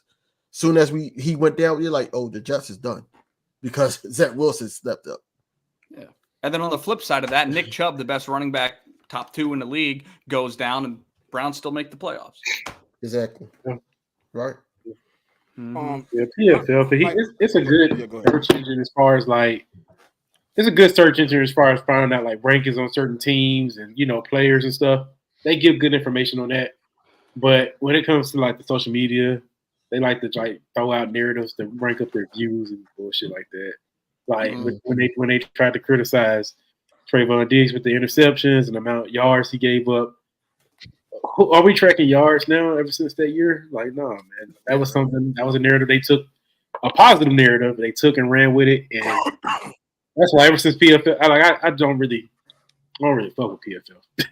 No. I like that. So listen, I think when it come down to certain positions, though, I think PFF is something key, man. Like, how do you really rate linemen? Yeah. How do you rate your fullback that didn't get any touches? Like, how do you rate a tight end that's a blocking tight end? Like, I think it's certain ones that's come out that's made it better to understand what players are going through or what they're doing on the line. Like, nobody watches the lineman because it's not pretty football. But how do I know my lineman's getting beat if I'm not watching all 22s? I go to PFF. I see that his run block win rate, his pass block win rate. Oh, dang, he only winning 17% of his pass blocks. Oh, he giving up 72 pressures. Like, it's stuff like that where like you really didn't used to know what a lineman was doing because you just look and be like, oh, it looked like he blocked. You know what I'm saying? So like I think with those type of stats, it's cool. I think it's a little overboard though. Like when they go to getting into like I think what it was, they got one is like What's the one you just said? The like percent fault of turnover on the quarterback? It's interception. It's called like interception target rate or something like that. Like it calculates like how good your pass was, and That's then it's too like much. so like say for instance the pass hit the receiver hands and then somebody intercepted it, then that would go down as a they would take it out. But they got like on target pass rate, like Jalen Hurts is at the bottom of that too. Like he's pretty good with being on target. Dak Prescott is at the bottom. Patrick Mahomes. The worst passer this year in that I think was Tua. Which doesn't surprise me. Yeah. But again, like because he wasn't It- throwing it's- straight to the receiver. He's more of an area thrower. Like, I'm gonna put it here. Mhm. Y'all fast as hell. Go get it. Yep. Like Sam Howell was too. Sam Howell was that Mhm. type of thrower. He was two. He was two on the list. Sam Howell was two. Mhm. So listen, on the other side of it in the NFC, y'all all hate the Niners. We all know it. Yeah. All right. they But can't have nothing nice, bro. no, they can't. But listen, I feel like we should be giving Brock Purdy a little bit of his flowers right now. He Reason played a great being, game last game. I mean, let's be real. We've been saying all year how we don't know how he can play through adversity. He's been down in both playoff games and has pulled some magical shit out of his ass in the fourth quarter. He had that incredible drive against the Packers to win the game. And then he threw for 127 yards in the fourth quarter last game.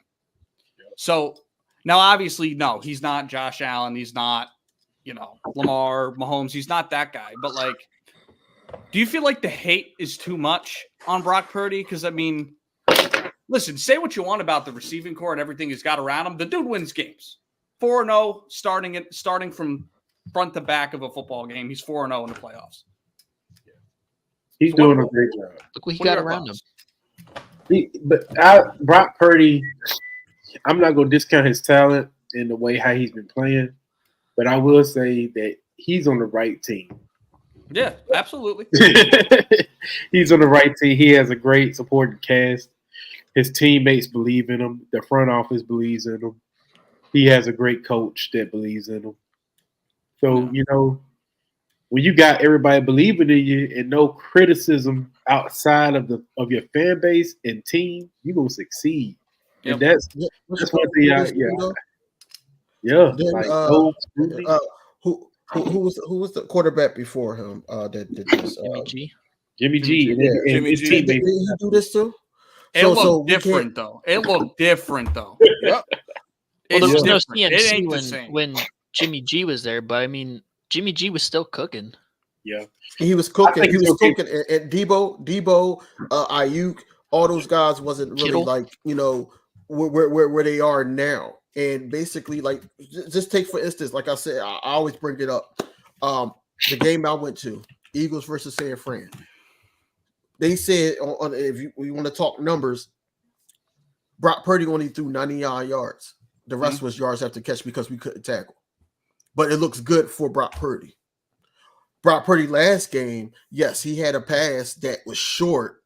And if that cornerback could have caught it and not bop it up for Ayuk to catch it, then we wouldn't be talking about Brock Purdy having a decent game. True. It's certain things that that you have It to would have look been at. game over. Brock Purdy, Catch that pick. right? Brock Purdy, Brock Purdy is one of those guys that's in the right situation at the right time, just like Jimmy G was. That's basically what it is. Yeah. Here- We'll definitely see how he is in the Super Bowl. I mean, I think that'll boil down to a lot. Here's my thing. So I'm checking a couple stats here because that's what I like to do. So Mhm. let's look at the year that Garoppolo took him to the Super Bowl. All right. 13-3, cool. He threw for 3,978 yards 2019. in 16 games. Yeah, 2019. Mhm. 3,978 yards, 27 touchdowns, 13 picks. And what was his yards per attempt? Yards per attempt, 6.5. Okay. Who was the running back Who was the running back? Not a clue. that year? year. I want to say it was. It was Mostert. 2019. It was Elijah Mitchell. A lot. Mostert and I Mitchell. thought it was Raheem Elijah Mostert. Mitchell. That's right. That's right. Okay. Raheem Mostert Mostert and was Mitchell. Yep. Yeah, Mostert Yeah. and Mitchell. They both had. Purdy They're not this Christian year. McCaffrey. Purdy this year in the same amount of games played because he missed one. 4,280 yards, 31 touchdowns, 11 interceptions. He had a yards per attempt of 9.6. So what that tells me is, yeah, he's benefiting from everybody around him, but it's not created equal with Jimmy Garoppolo because, Brock Purdy led the league in yards per attempt, air yards per attempt this season. Air yards per attempt. Yeah. That tells me he's throwing the ball down the field. Yeah, he is. A lot of people was like he was afraid to throw it down the hill. He always, they always did the yak yards. But further down, once he kind of got comfortable in his system, and this year he's throwing it down the field much more. That's why I was like, you know, he's How? better. He's better What's than the Jimmy G. He's better than Jimmy G. what does that rank around the league? How many is what's the closest person next to him? What air in the air yards? Air yards per attempt. Let's see. Yeah. Yeah. Lamar at 7.9. Full yard more. Like that's my whole thing. Like I feel like because we saw what Jimmy Garoppolo did, that it's almost taking away from what Brock Purdy's doing. I mean, let's be real. Dude's been in the league only 2 years now. He's been to 2 NFC championship games. He's already gone. He's going to a Super Bowl. He has a chance to win it. We don't think he will, but he's got a chance to win it. Like, I feel like because of what we saw from Jimmy Garoppolo, we're giving this guy shit. A guy that was taken the last pick in a draft, had all the adversity. Like guys that get drafted at that point don't make rosters that often. You know what I'm talking about? And this guy ended up, I mean, out of some sheer luck, some hard work, made it into the starting role and hasn't lost his job. Like, they traded the number 2 pick in a draft because they had Brock Purdy on their roster. So clearly Kyle, they seen. Go ahead. I'm gonna be real with you, right? Mhm. I'm gonna give them the same energy they gave me when Jalen Hurts went to the Super Bowl last year. I gotta see it again. That's cool. Because when Jalen Hurts went to the playoffs and then came back and went to the Super Bowl, it was like, oh, he didn't do nothing. He didn't contribute. And I mean, it's kind of like that with Brock Purdy. Like, he went to the playoffs last year, he lost. He in the Super Bowl this year. Next year, can he repeat? Can he continue to be consistent? Well, here's the Consistency thing is too. what's key. Like, if I want to give him props for this season, cool. Yeah, he had a good season. He performed, whatever. But what does it matter? Who's gonna remember this season if he go in here and flame out? Well, my thing is too, though, I feel like we look for every quarterback in the league to be a GOAT. Like, not everybody is simply made to make Super Bowl runs year in and year out. There's only a few guys in history that consistently do that. Guys like Brady, Manning make playoff runs, Mahomes. Like, I'm not saying we need to look at Brock Purdy as a top guy, but I'm saying, like, I feel like it's everywhere. People just tearing him down. Oh, he's bottom half of the league. Like, if he go out next year, make an NFC championship game 3 years in a row, like, what are we even saying? You know what I mean? That's just how I feel about it. I feel like we want everybody to become a guy. Like, I'm sorry, Joe Burrow, Josh Allen, Lamar, Dak, Brock, Jalen Hurts, Pat Mahomes. Not all these guys are going to be making runs every single year because of how loaded the quarterback position is. He's And Kurt that's the Warner though, same thing. Kyle. Brock Purdy is Kurt Warner, bro. Kurt Warner, Hall of Famer.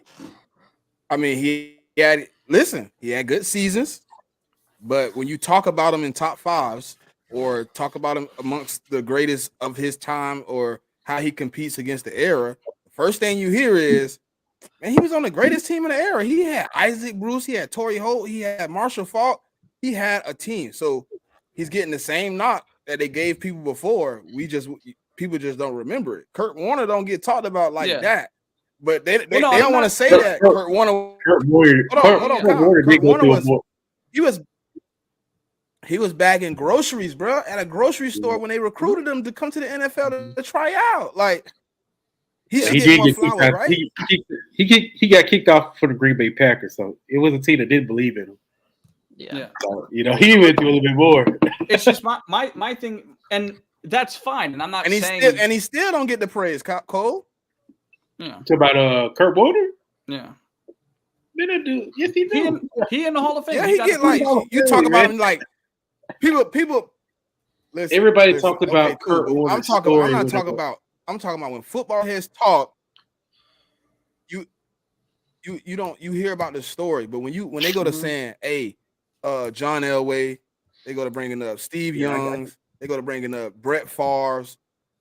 They'll bring up Matthew Stafford sometimes before they bring up Kurt. Like, Kurt was like a peon, and it's the same way with Purdy, bro. Like, when you talking about the quarterbacks this year, yes, Purdy had great stats. You didn't hear about him. You heard about Lamar, Josh Allen, Patrick Mahomes. Even though Jalen Hurts played bad, Jalen Hurts, they wanted to see what he had going on. Like, he's not in the mix, even when he should be in the mix. CMC was because in the of mix what he has, though. But I agree, but like at the same time, the problem with top 10 lists is that there's only 10 spots. So guys like Kurt Warner are going to be left off. Guys like Jim Plunkett, who's a 2-time Super Bowl champion, is going to get left off. Like, obviously. But I'm saying in the moment, and back then, we didn't have social media back then. We didn't have all that shit. Hell, I wasn't fucking alive back then. But, like, you know what I'm saying? Like, I feel like Kyle, I wasn't even saying top 10s, though. I know. But, like, I was just my saying point is of quarterback. Like, when you bring up great quarterbacks, he should be on that list, right? Yeah, he should. You don't hear it much. Even when you're not even saying teams, when you just talk about, if he had won what? I'm about to say if he would have won with the Cardinals that year, he probably would have been considered. Yeah, he was close. I'm not saying we got to call Brock Purdy a god, but if we're gonna give no, guys, I get what you're saying. But if we're gonna argue, is Dak a top 10 to 5 guy in the league? Why isn't Purdy in some of these conversations? Because I mean, he's sort of on the who am I thinking of? There's another quarterback that's in the league, Jared Goff. It's the same thing with him. Because Kirk Cousins isn't doing what Purdy's doing. Brock Purdy's already accomplished more than what Kirk has. Has Kirk had a team like Purdy? Tell me the team that Kirk had with the same amount of talent as Purdy. And you tell me you put Kirk on the 49ers right now, he's not putting up the same type of stats. The same type Sam Darnold could put up the better. same amount of stats with that. Well, that's if buts and maybes though. Like we can only go off of what we've seen. Bro, you know I watched Kirk Cousins do it with the Commanders with nothing. And then I watched him turn around and do it again with one wide receiver and nothing else. Before TJ Hockenson got there, he did it with no Stephon Diggs. He did it with Adam Thielen by himself, bro. But what did he do? What did he do exactly? Osborne. What are you referring to that he did? He made the playoffs? He made the playoffs. I mean, Brock Purdy made the Super Bowl.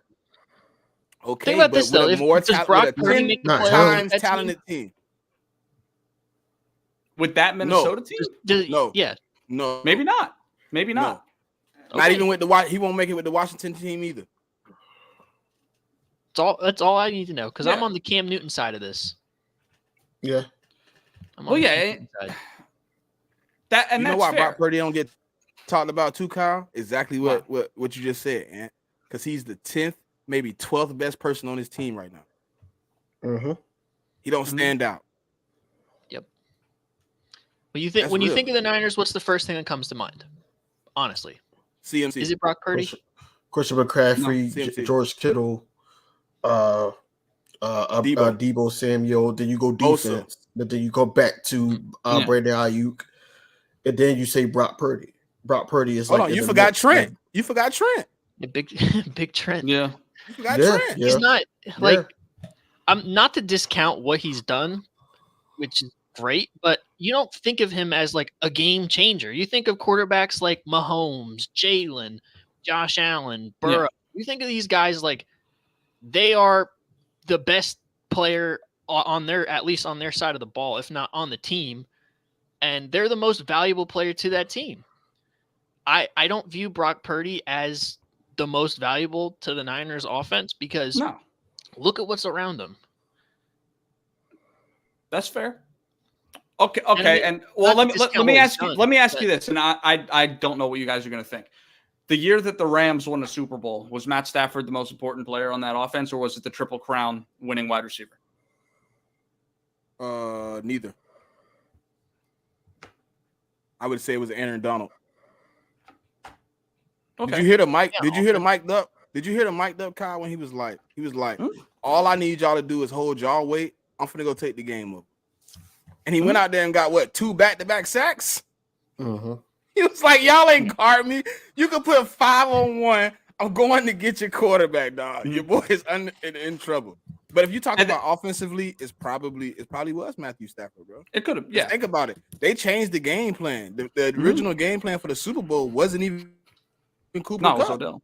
It was OBJ. Matthew Stafford, not for me. The only reason I don't like to put him in, like, when you said that, like, was he the most valuable? Because I know what Matt will do. Even if it was somebody else that succeed, when he finds a guy that's cooking, he don't care about nobody else on the field. Like when Calvin Johnson had games where he go off, you can go look at the stat sheet. Golden Tate got like 1 target, 1 reception, 17 yards. But Calvin Johnson got like 18 targets. Like, that man is tunnel vision. So like Matthew Stafford got to be it because he changed the game plan and was like, "Hey, look, Coop, we going to get this dub." Yeah. I know OBJ was the guy before he went down, but me and you going Yeah. to get it. And he lost what? Didn't they lose Robert Woods too? Yeah, It's I don't just- think he was there. Yeah, But- it's not. That's who went to Purdy- Tennessee. Brock Huh? Purdy ain't doing that. I said No. that's who went to Tennessee. That's the name I was thinking Yeah, about when yeah. we was talking about Tennessee. I thought he went to Houston. I thought it was Well, Tennessee. he's there now, but he was at Tennessee before. Okay. Robert Yeah. Woods. It's That was just- before 2018. But And Yeah. I'm not trying to elevate him above where he needs to be, but I feel like if he starts on the career arc of what a guy like Jim Kelly did. I mean, Jim Kelly ain't win a damn thing, but he went to 4 straight Super Bowls. You know what I mean? Led teams deep into the playoffs. Like if Brock Purdy starts doing stuff like that, we need to give him some love. Because I feel like if they Kyle, win this, we had that if conversation we win this earlier Super Bowl, if we hang on, about the if we- quarterbacks. I wanted to bring him Yeah. up. I wanted to do Yeah. Jim Kelly. I Kyle. wanted to do it to DV so bad. Like, hey, you want to put Jim like- Kelly up there? He went to 4. Hey, Like, Kyle, like hey, if- Kyle, Yeah. He oh, lost he went to Hey, 5, Kyle. didn't he? quick question. Yeah. Quick question, 5, Kyle. didn't Quick question, Kyle. Now, if Brock Purdy, how he's playing right now, would you have him on the Jets? You think if he's on the Jets, do they make the playoffs? Yeah. Yes. No, I don't Yes. think they make the playoffs. no shot. Yeah. So I mean, He'd be better than Zach Wilson, but he wouldn't make the playoffs. you don't think so? They have a Would better our defense, Brees Hall, Garrett Wilson, Tyler Conklin have a career year? I mean, the offensive line's putrid, but like, I think we're in the running for the playoffs. I think y'all at best would go 9-8. 9-8, 10-7. That's what I would say. And you also have to think the AFC's loaded. 9-8 in most conferences gets you into the playoffs. 10-7 gets you into the playoffs. You think so? You don't think Rodgers gonna come back? No, he's gonna come back. Oh yeah, It's just- It's just like, I don't know. I feel like if they win this Super Bowl, it's gonna be like, It's gonna be like when He's Kurt not Warner gonna- won he's in not gonna get- 2000.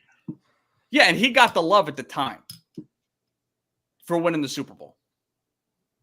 That's my thing. I feel like if he wins this Super Bowl, he's not getting any love whatsoever because everybody wants to hold it off of him because of the situation that he's in. That's all I'm saying. I just don't think we're doing Brock Purdy justice for what he's doing despite the talent around him. Like that's, you know what I'm saying? That's how I feel. Yeah, I mean, That's it. It's fair, but that's understandable. for me Yeah. personally, listen, he ain't getting nothing from me. He's not getting nothing. I say this: if they lose this game, bro, the 49er fans, bro, they just need to be quiet. I understand y'all made it to the Super Bowl, but y'all keep on choking it up, man. Y'all want to get 6. Mhm. Talk ain't for nothing, man. So Yeah. their standards are high, just as high as ours. That's They have And a hey, million- here's the thing more too. than y'all, so Here- and You know what I'm saying? let's look. All right, and last thing I'll say before Oh, we move on. The Cowboys have a loaded roster, correct? Not to the point of San Francisco, but it's a top 5 roster. Yes. Yeah. Yeah. My bad. Last year, the Eagles had a top 5 roster, correct? Mhm. Yeah. Yeah, Brock Purdy's already done more than what Dak has done in 2 years, and he's done more than what Jalen Hurts has done in 2 years. That's all I'm Yeah. saying. It's just we're not giving him any love for the run that he's making. That's all I'm saying. Yeah, I respect it, but I'll say this. With the Cowboy side, What did with he the do? Cowboys Hold on. side- What did he do? Hold on. He ain't did anything. Wait, Two wait, NFC wait. championship What did he games do and made it better to a than Super Jalen Bowl. Hurts? 2 NFC championship games and made it to the Super Bowl. I'm not letting you do that, bro. I'm not saying that he's better. This is not me saying that he's better. I'm just saying we Yeah, can. you tripping. I ain't I What just does think the somebody NFC is better- championship better- loss do? It's the destination. same as losing in the playoffs. Kyle, I'm gonna refer you to. If you just Camden. had 2 Super Bowls, then I'd be like, all right. But Jalen Hurts beat him in that NFC championship, bro. Like, No, he didn't. I'm He sorry. beat I his gotta sorry be- ass I'm backup. going with He Jalen Hurts. didn't- Nah, Man. I mean, it ain't my fault. Your coach put a tight end there. It ain't my fault. Exactly that, Jalen bro. went out I've there been and did trying to his tell thing. Kyle that since that game. It's Since not my fault. No, and I'm that, not saying it's your Kyle fault. Shanahan can't They can't plan have properly for Hassan injuries, Reddick. can't No, control and injuries. I'm not saying. Hey, it's hey, your- Kyle. Hey, Kyle. Go ahead, Hey, go Kyle. Listen, If you listen, put hold on. The Jalen problem Hurts, with if you put Jalen Hurts on the 49ers right now, are they going to win this game? No. No. No, and it doesn't really have any. It doesn't have anything to do with the team. They're going up against Patrick Mahomes. The Eagles roster was just as loaded as this team is this year. Bro, Last season, oh, y'all couldn't get it Drug done. tested. That's it. That's all I'm saying. No. They're more loaded than us. They're more loaded than us. And they better coach. They got and two they stud better coach. linebackers and better coach. They have all Yeah. pros at every single position, essentially. Said, no. He's in the perfect. He want Brock Purdy to get. perfect He want Brock situation. Purdy to get flowers, but don't want to give Jalen none. You see how this I is? gave Jalen Hurts love last season. I said Jalen Hurts was not a top 5 guy. He made it to the Super Bowl. I said he's a top 5 guy. I gave him my love. If Jalen Hurts was on the Niners, we'd be talking about him like Pat Mahomes. Do you think if No, we would not. Because if he was on the Niners, you guys wouldn't be as such a big a fans as him, and you'd say he's only winning because of that roster. You know damn well that that's true. well, this is where politics come into play? Because No. do you believe that Brock Purdy will still be this way if he was to get a bag? No, because the roster would come down.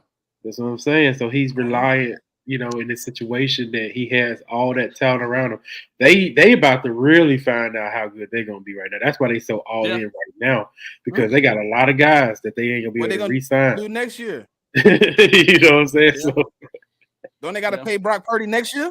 They gotta pay Purdy No, I next year, still right? think they he got got another one more year. Yeah, they got one more year. Yeah. Yeah, He gets they can't touch the no. contract. He gets 4 years, but his what's the call is not gonna let him play on that 4th year. They gonna have to extend that, man. Yeah, they'll be smart too, but I forgot Just like because Jalen. he not Just a like first round Jalen. pick. Jalen. Nah, Jalen was he a drafted in last round, so 2020. he only get 4 years on that contract. Next year, Yeah. that's what I'm saying. only He thing got with paid that, this though- year with a 4th year of his deal left. The only thing with that though is that it won't kick in until like year 4 The following or year. year 5 because Mhm.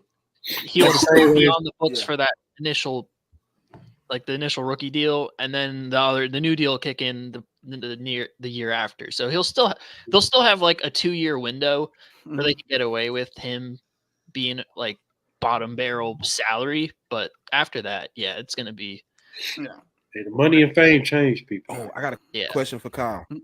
The Kyle, I got a question for you. the Brock listen, no, When listen, he- like when the he- Brock. Way. Go ahead.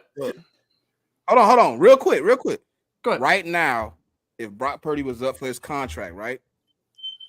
Do you think their first offer is top money? No. Mm-mm. No.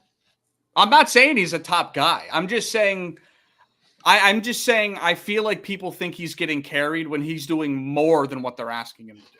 That's all I'm saying. That's all. He did extra in the playoffs. He extended plays on his own. If Jimmy Mason- G is in those games Yeah, these last 2 weeks, they lose. He'll throw interceptions.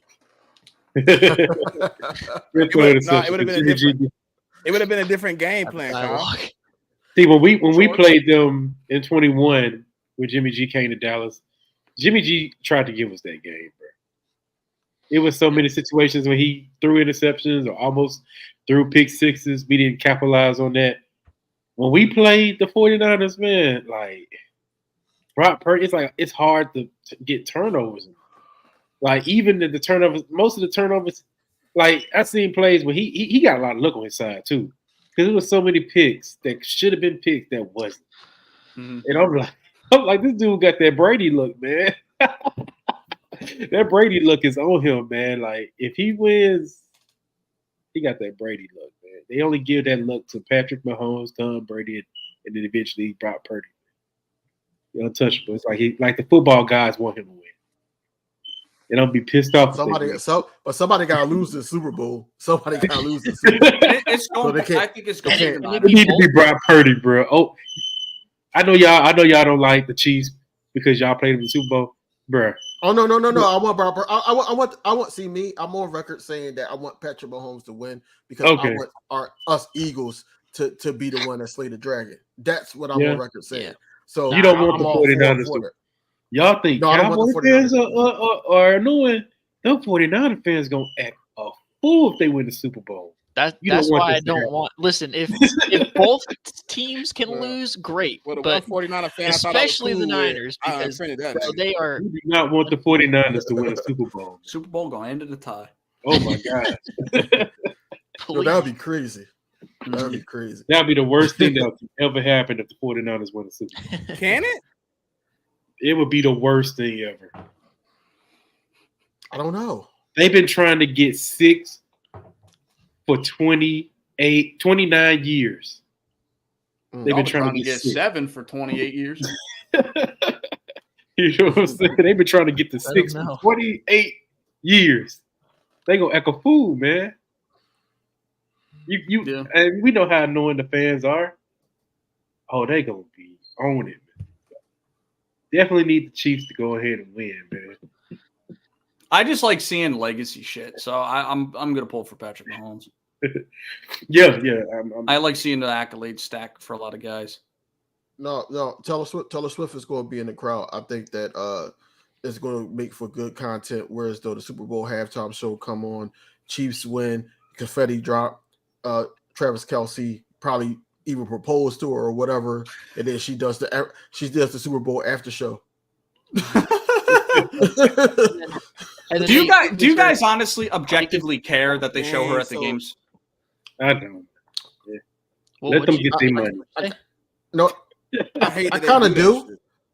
I kind of do because it's taken away from the game because the commentators. It's not so much that Yeah, the commentators. The Commentators camera do is so much. swaying on her. It's more like, oh look at that special fan. Look at her go. You know, that's why I was so happy when Jason Kelce basically took over the box. Yeah. You know, I was so happy that he took his shirt off, did what he did, and everything like that. Because I'm like, it got off of her for just a second, and they couldn't say too much about her.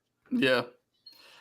I saw a stat on Twitter. She's shown for a total of like 24 seconds or like 23 seconds a game.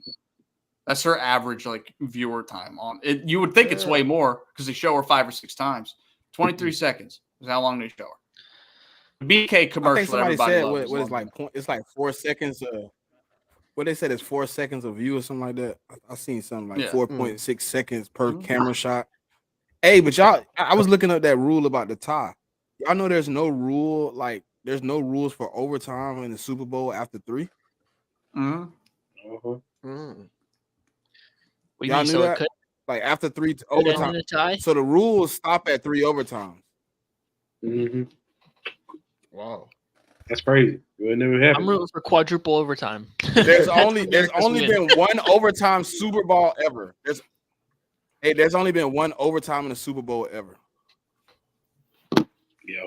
Who's We that? need to triple that. The Falcons and the Patriots. Atlanta. That was the only. That's Yeah. crazy. I don't think we see overtime because if it's a close game, the Chiefs are going to win because that's what they do. They won't allow that. That's true. But like I can stomach the Chiefs winning. I can stomach it. Niners though? Yeah. No shot. They can't have nothing. Yeah. Oh man. But the Niners do come out with the victory. Let's just say, hypothetically I speaking. don't want to put that. Now they got a target on their back. Yep. Oh yes. And then we got to Most see how Kyle's boy Brock Purdy do with the target on his back this time. Yep. You know, yes, they beat both of, like, you know, just to be honest, you know, they blew us out. They blew the Cowboys out this year. We can't really say much, but when it's 0-0 and you going into that season, especially if you see them again in the playoffs, they got a target on their back. They don't want to. Nobody want to see them go back, especially in the NFC. So I don't even think we make. Go ahead. I don't even think we make the playoffs. So, like, I guess I have another question too. It makes me think about it. And this is nothing to do with like the Brock Purdy thing that we just talked about. But like, do you guys think it takes away from the Niners if they lose this game, or do you look at it like they lost to a top 3 quarterback of all time? Like, how do you look at that? I don't think it take away from them. I think it's more so. It depends on how the game play out. How they lose. Now, if you got Now if you got a game where it's one sided, then it's like, yeah, this look bad, you know. But if it's a close game and you just lost to a better quarterback, a better well coached team, a well prepared team, then yeah, it doesn't take away from the 49ers at all. You know, I can't be on record saying the Eagles had a good showing in the Super Bowl in the loss and think that it's going to take away from the 49ers, even though I don't like them at all. But let's be honest, I think that, you know, it's still going to be a close game. It's going to be a defensive start until, you know, the ice break. You know, it's going to be one of those type of games. But yeah, Patrick Mahomes, I think that Patrick Mahomes is going to have something up his sleeve against that defense. And then also Travis Kelce is going to make it difficult for their linebackers. Mm-hmm. If they lose in the Super Bowl, it's gonna break them. I don't think so. Man, they haven't won one, bro. They've been going to NFC Championship games, to Super Bowls all this time, and they haven't won. They've been stuck at 5, just like us. That fan base want a Super Bowl win. They not satisfied with just making it. They want to win the game. I think a lot of it comes down to who you have on your coaching staff, depending on what you're going to do the next season. I mean, you look at, Kyle Shanahan's already been through some horrific fucking shit. I mean, he was on that team that blew that lead to the Patriots, and he's still able to stomach a loss. Like, I think they'd be fine. Like, I think it'd be different than what the Eagles did, just because Nick Sirianni just isn't. You know what I'm saying? Like, I feel like a lot of it has to do with coaching and who you have based off of what you're going to do after a Super Bowl loss, if that makes sense. Elaborate on that. No, like I think either way, your team's going to go into the season wanting to win. But I feel like the morale of the team after a Super Bowl loss has a lot to do with what you have at coach. You know what I mean? Like, I mean, we saw the Patriots lose 4 Super Bowls, and they still managed to bounce back. I mean, maybe not that next year, but like, it's another day in the office. Like, I feel like a lot of it has to do with who you have on your coaching staff, because the players are gonna do what they do regardless. You know what I'm saying? Yep. Yeah. So I don't see, with Kyle Shanahan leading that group, I don't see them having a hangover if they lose or if they win, to be honest. I don't know. I mean, we all know the track record of Super Bowl loss hangovers. I mean, we kind of learned that the hard way. Yeah. So I mean, I'm gonna side with history on that one. I don't care if you have God himself running the offense and the defense. There's gonna be a fall off from just getting that close and then having to go all the way back to the bottom of the mountain and restart the journey. But yeah, I mean, it's tough. So let me ask y'all. Well, no, it's probably too soon. I'll wait till next week if we, collab again or anything to ask for score predictions. Oh, I already have mine. 2017 Chiefs. I think it's low scoring. I think it's going to be something like 14-14 at half. KC's going to do what they do all season, shut out the Niners, keep them to 3 in the second half, and the Chiefs are going to do just enough. Oh. Well, the Niners keep them. Ew, is that what I sound like? Gross. I can't listen to myself. Yeah, no, I don't have an exact score prediction for you just yet, but I do think the Chiefs win. Yeah, it's gonna be a low score. I think they're gonna take care of business. And they're pissed. Being underdogs again, they're pissed. Well, think about the stat. Pat Mahomes at the spread. He's like 11-1-1. They feed off they feed off of being underdogs too. They like this shit. Facts. They always go, especially Kelce. Oh, when they win, he gonna be like, man, people doubted us and all that shit. He do that shit every time they win. Mm-hmm. Yeah, I do think it's crazy the conflicting stats that I saw to like pick this game. There was that one, the Pat Mahomes at the spread one. Then there was like the 49ers in the the 7th time now that they've made the Super Bowl.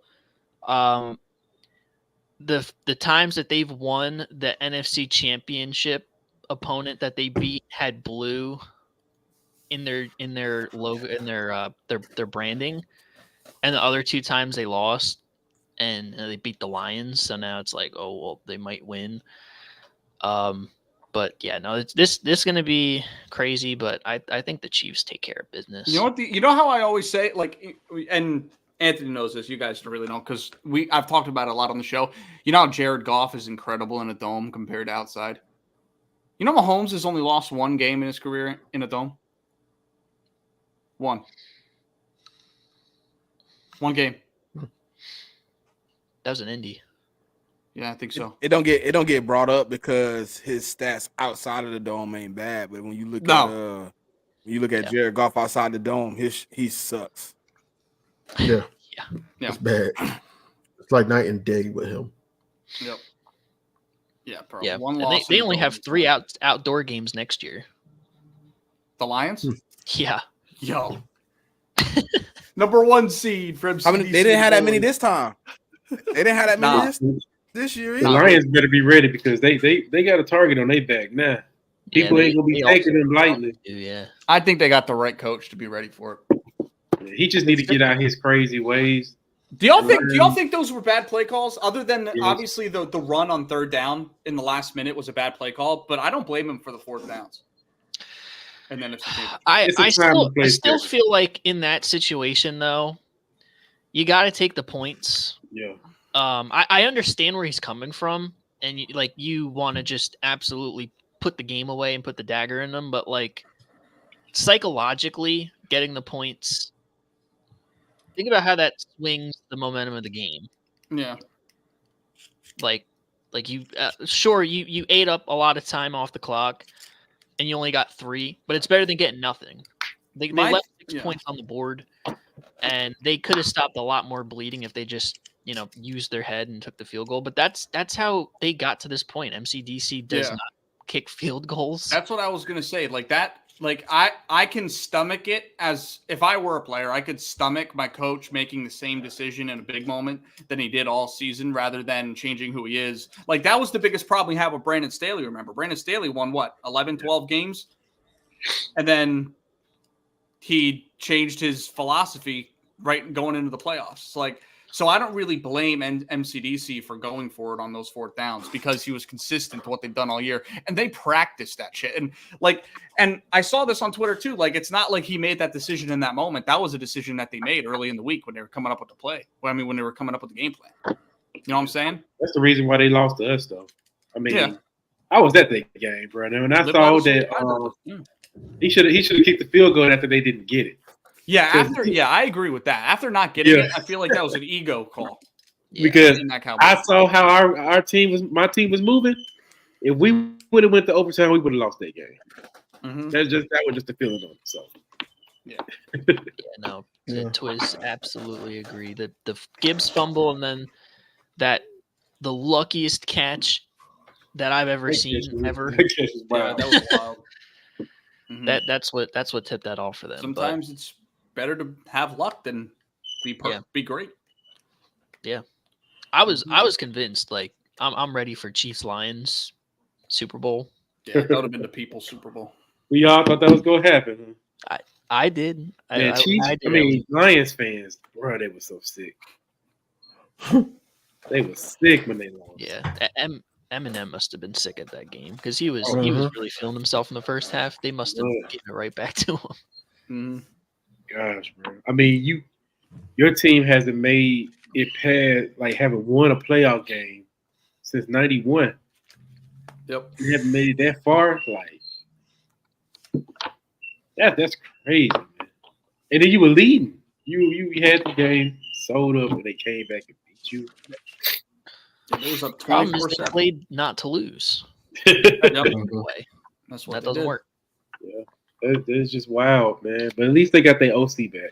Because I thought their OC was going to go to Washington. Man, them Commander fans, they thought he was going to be in there. Jobs open every year. They got more than the OC back, too. Who else they got back? They got Glenn back, too, right? They got Glenn. They got Glenn back. He came out and said he's there. Mm-hmm. Oh yeah, I already. Hey, But I hold had on, already said. real talk. We Eagles. We NFC East. Let me ask a real question. Do y'all think the Commanders was that unappealing that coaches was willing to just stay at home? Man, they fan base was sick, bro. They were like, man, nobody want to come to us. But I think it was more to do with the ownership, and Yeah. I'm like It's the right. everybody, like I was just talking about, like I'm a Josh Harris fan, and he sucked at ownership. Honestly, he really do. I just think it's the ownership there. I think that it's more so. I don't know. You don't know what you're really going to get out of Sam Howell. You don't know what you're going to get out of that staff, and then y'all let go. Basically y'all defense in mid season.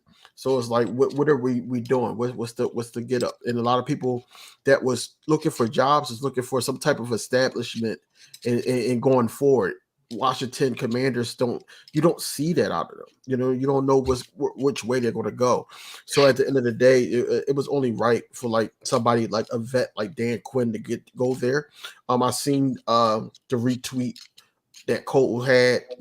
He was wearing a Cowboys sweater, and he said, "Yeah, I'm your next coach." Like, it seems like he already knew what was going to happen. Dallas Cowboys media got on me about that video.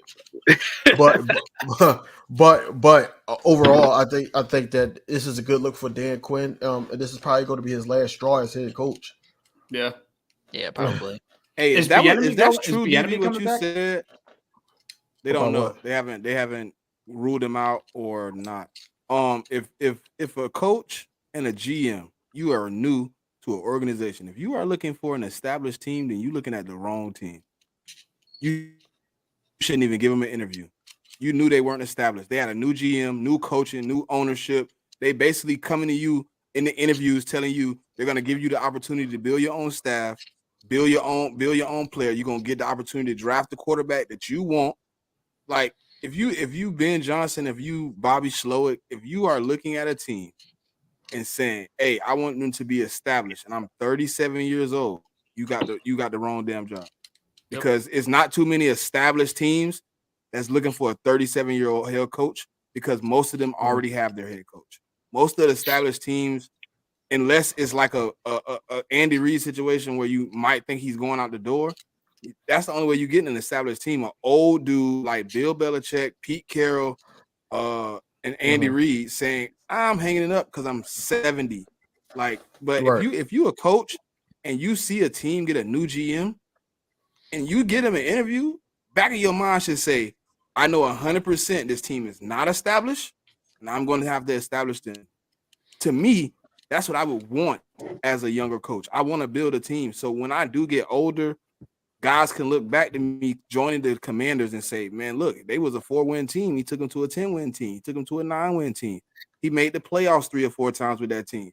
Like, you don't have to go to the Commanders to stay forever, but it could build your resume. Dan Quinn don't need to build his resume right now. Dan Quinn was the last option because Josh Harris wanted somebody young and innovative, so he don't go back to that old school, let's run the ball 1,000 times like Derrick Henry. No. They wanted somebody claim young. the media there claimed that Dan Quinn moved up the ladder in their process of interviewing. I mean, because of his interview, they was intrigued by him. I think it's bullshit, but but yeah, they pretty much trying to, like, I think he moved up the ladder. He moved up the ladder because that was the Johnson guy they was could like, interview. Yep. He moved up the ladder because that's the guy they could interview. Everybody else was holding them off. Wait. Ben Johnson called him mid-flight. No, I'm good. I'm staying. And they was already about They to hire. they had their guy. I mean, that's Washington. Aaron for you, Glenn, man. right? They was interviewing Aaron Glenn too, right? Glenn, yeah. That's Washington for you, man. Like, Yep. Everything go crazy with them. But we'll see how they are with Dan Quinn. I got a question just because I thought about it and I think it's funny, and I could be completely wrong. Is Nick Sirianni just Adam Gase with a good attitude? That's the vibes, man. I'm I'm just waiting for. Hold on, somebody did to Adam respond. Gase ever do? Hold on, when Adam Gase, what was Adam Gase doing before? Did he Not a do damn thing. anything when he was a head coach? He never had the opportunity to do anything, right? I wasn't that serious of a question. No. No, I'm asking because it's like bro. Honest to God, truth, I don't remember Adam Gase like really doing shit. Like all I remember him doing is getting on the Jets, everybody complaining off the Jets. Like that's what I remember. They took Ryan Tannehill to the playoffs. He did do that. But no. Shout out Adam Gase. I'd say no. How fast the organization have turned on Sirianni after 1 year? That's crazy. That's crazy I because guess they getting on him because they like, what does he do? I just think it's obvious at this point that Steichen was the guy in the room and Nick Sirianni's just y'all groupie.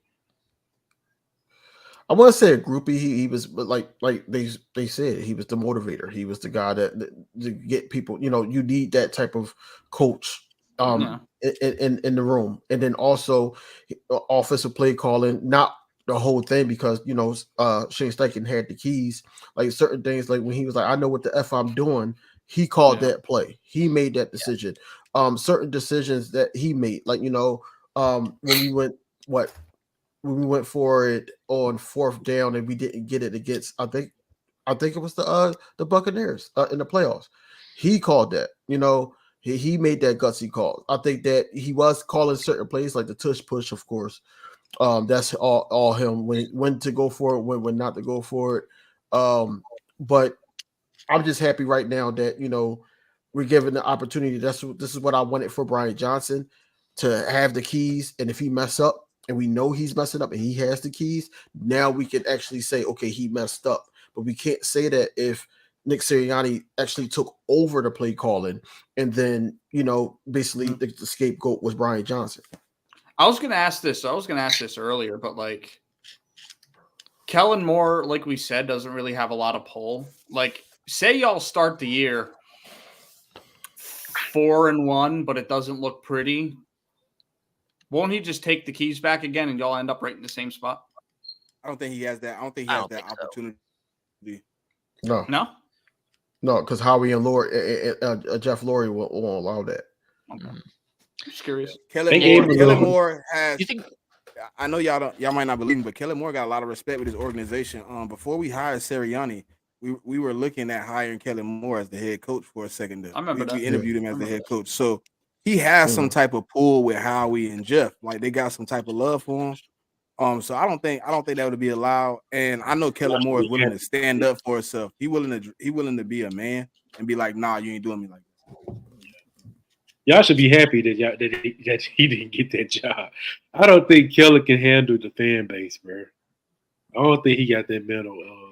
Well, we shall see, because if he sit up there and do with everybody outside of the Philadelphia Eagles fan base think he's going to do, then he's going to be right out of Philadelphia.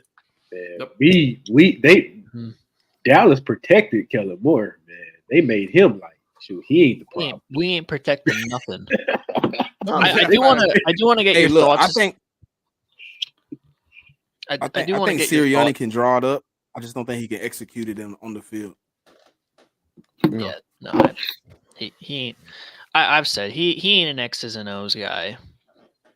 He's he is an X's and O's guy, and he is an X's and O's guy. He just can't. Bro, think about it. Sirianni used his playbook. What's the name is still using his playbook. Steichen in the Colts. He has a playbook. He just can't call the plays inside of it. He knows how to organize it. He know how to draw it up. He know how to put it in the book. When it comes time to get on the field, he gets stage fright and he called bullshit. Well, let me ask you this: Are y'all all the plays that's in that playbook is Sirianni plays? Yeah, we still. I don't know if we're gonna still use it now. I don't know if we're gonna use it now because they said they're gonna give Kellen Moore the opportunity to bring in some new stuff. But I think his playbook's still gonna be a part of the offense. That's what he said. That's what he said at the press conference. That's what he said. Yeah, Kellen Moore, he uses a West Coast type of offense, but it ain't really West Coast most of the time. Like, he likes to be empty sets all the time. He loves them empty sets. And Some awesomeness. Sometimes you just gotta go out there and be able to Awesomeness at was least good. have your running back, do a lot of motion with your running back and receivers and stuff. He does that, but he gets he loves 11 personnel. We be wanting him to stick to like 12 or 13 personnel. And when it's working, he gets away from it. And it always pissed me off because I'm like, we're moving the ball. Why you switching it up again? Like it wasn't working right there. Yeah. Those are just things to look out for with Keller. But if he bringing his play calling in, that's good for y'all because y'all got the weapons. Y'all got the weapons that can, we had unexperienced receivers that were doing option routes that weren't running the option routes right, and that's what led to some of these interceptions too. But y'all got experienced receivers that can probably, go out there and make those type of plays. So Yeah, it may work out better for y'all. Imagine Devontae Smith in motion, just moving around inside out. Yeah. With the Keenan Allen type of route tree, that picture floating around on Twitter. Oh my God. But he has to be balanced and he has to be locked in situational ball. That was really our main Achilles heel this year. Just we situationally just not bland. there. I was bland on offense. Yeah, we were playing. Like those normal slants to AJ, that stuff got old and it caught up. The game caught up on that shit. And they just stopped calling it entirely. But you put them in motion and they got to worry. You got to worry about both receivers. That's going to be dangerous. I have to give y'all that for sure. Yeah. And I'm telling you, Dallas Goedert is going. His numbers. Just imagine we able to get a stud at the slot. You talking about where? I feel like Zacchaeus could be serviceable there. He just didn't get any run. Like when his number was called, he made plays, but they just didn't trust him for whatever reason. So I feel like you got to give him a little bit of run. Yeah. One final question for me. I wanted to ask this earlier. AJ Brown. We know the media storm that's been going around with him and the crazy trade rumor propaganda. Do you guys think there's any substance to it? And is he really going anywhere? Because me personally, I think it's bigger than what it is, and he's not going anywhere. I think that if shit starts off rocky next year, it's going to cause a lot of problems. I don't think it's a problem now, but if we're 3 games in, y'all are sitting at 1 and 2, and the offense can't get going, then I think it's a question. I don't see AJ Brown going anywhere. I think that it would be dumb to trade him. Big part of our offense. Guy basically broke records both years that he was with the team. Yeah, I just think that he never came out and actually said what the Eagles fan base wanted him to say. But I felt like that it was a lot to read into when you're looking at these interviews. He's more frustrated with the media, keep asking him about certain things. I think he's trying to stay away from negativity. I think he's trying to clear his headspace for the upcoming season. He did say that he enjoyed playing with Devontae Smith. I think that he's looking at when Kay Adams asked him about the locker room, he basically put himself in there, basically saying that we gotta not dwell on what happened, but how could we move forward? I still think that he's still an Eagle in his mindset, but overall, I just think that with the trade rumor, it's ridiculous at this point. You're not going to sit up there and just trade a captain, somebody that boosts your team. Yes, we did have a wide receiver 1, but now we got AJ Brown to the point where we got 2 of them. Now the downfall is we don't do anything these upcoming years. We still got to pay both of these guys. So there's that's the whole thing about it. AJ Brown, I feel like that AJ Brown is in a space where he wants to just prove it on the field and play ball and get back to playing football. Yeah, How many years is that on his contract? Yeah, I completely agree with DV. I mean, he's said it on social media. He said it to Eagles beat reporters that he needs a cleanse from social media, and like that's completely normal. People do that all the time, and I completely understand it. So for him to be standoffish to an extent with the media, I get where he's coming from. Mhm. I just don't understand everybody saying, "Oh, he's getting traded. He doesn't want to be here." All that stuff. It's not about that. He's sick of the media because anything that he says, he's immediately the bad guy, and it just makes absolutely no sense. And exactly, Twist says $41 million dead cap hit. That does not make sense. Yeah. I didn't think y'all had that much bad, media rap. I thought we had it bad in Dallas, man. No, Nobody's safe anymore. Nobody's safe. Smitty, what do you think? Final thoughts. I knew they was gonna ask me. Bro, I'm just here so I don't get fined, bro. I gotta hear it, bro. For real, bro. I mean, dog, listen. I don't know. I don't care. I'm a Philadelphia Eagle fan. AJ Brown or not. Period. I respect that. The All right, listen. All right, let's wrap this shit up. We all got to get some shit done. Go to sleep, whatever we got to do. Yeah. Listen, I appreciate y'all three joining us today. It was fun as hell. We talked about more shit than the Eagles because when we talk about the Eagles, I sit back and let y'all do y'all thing. Yeah. But listen, it's been a day one podcast. We're here with Inside the Nest, Cole's Cowboy. We really appreciate it. Make sure you guys, yes. Make sure you guys tell a friend to tell a friend. Whether you're on a boat, a bus, or a plane, you can get the day one pod content wherever you're at because your broke ass can afford Sprint Mobile and get unlimited data. So make sure not only day one podcast, but Inside the Nest, Cole's show. Yes, sir. Yeah. So get your broke ass over to Sprint Mobile wherever you're at. Sign up for the unlimited plan. Watch the content wherever you're at. All right. But for now, Kyle, Anthony, all the homies down below. Catch y'all later. Peace.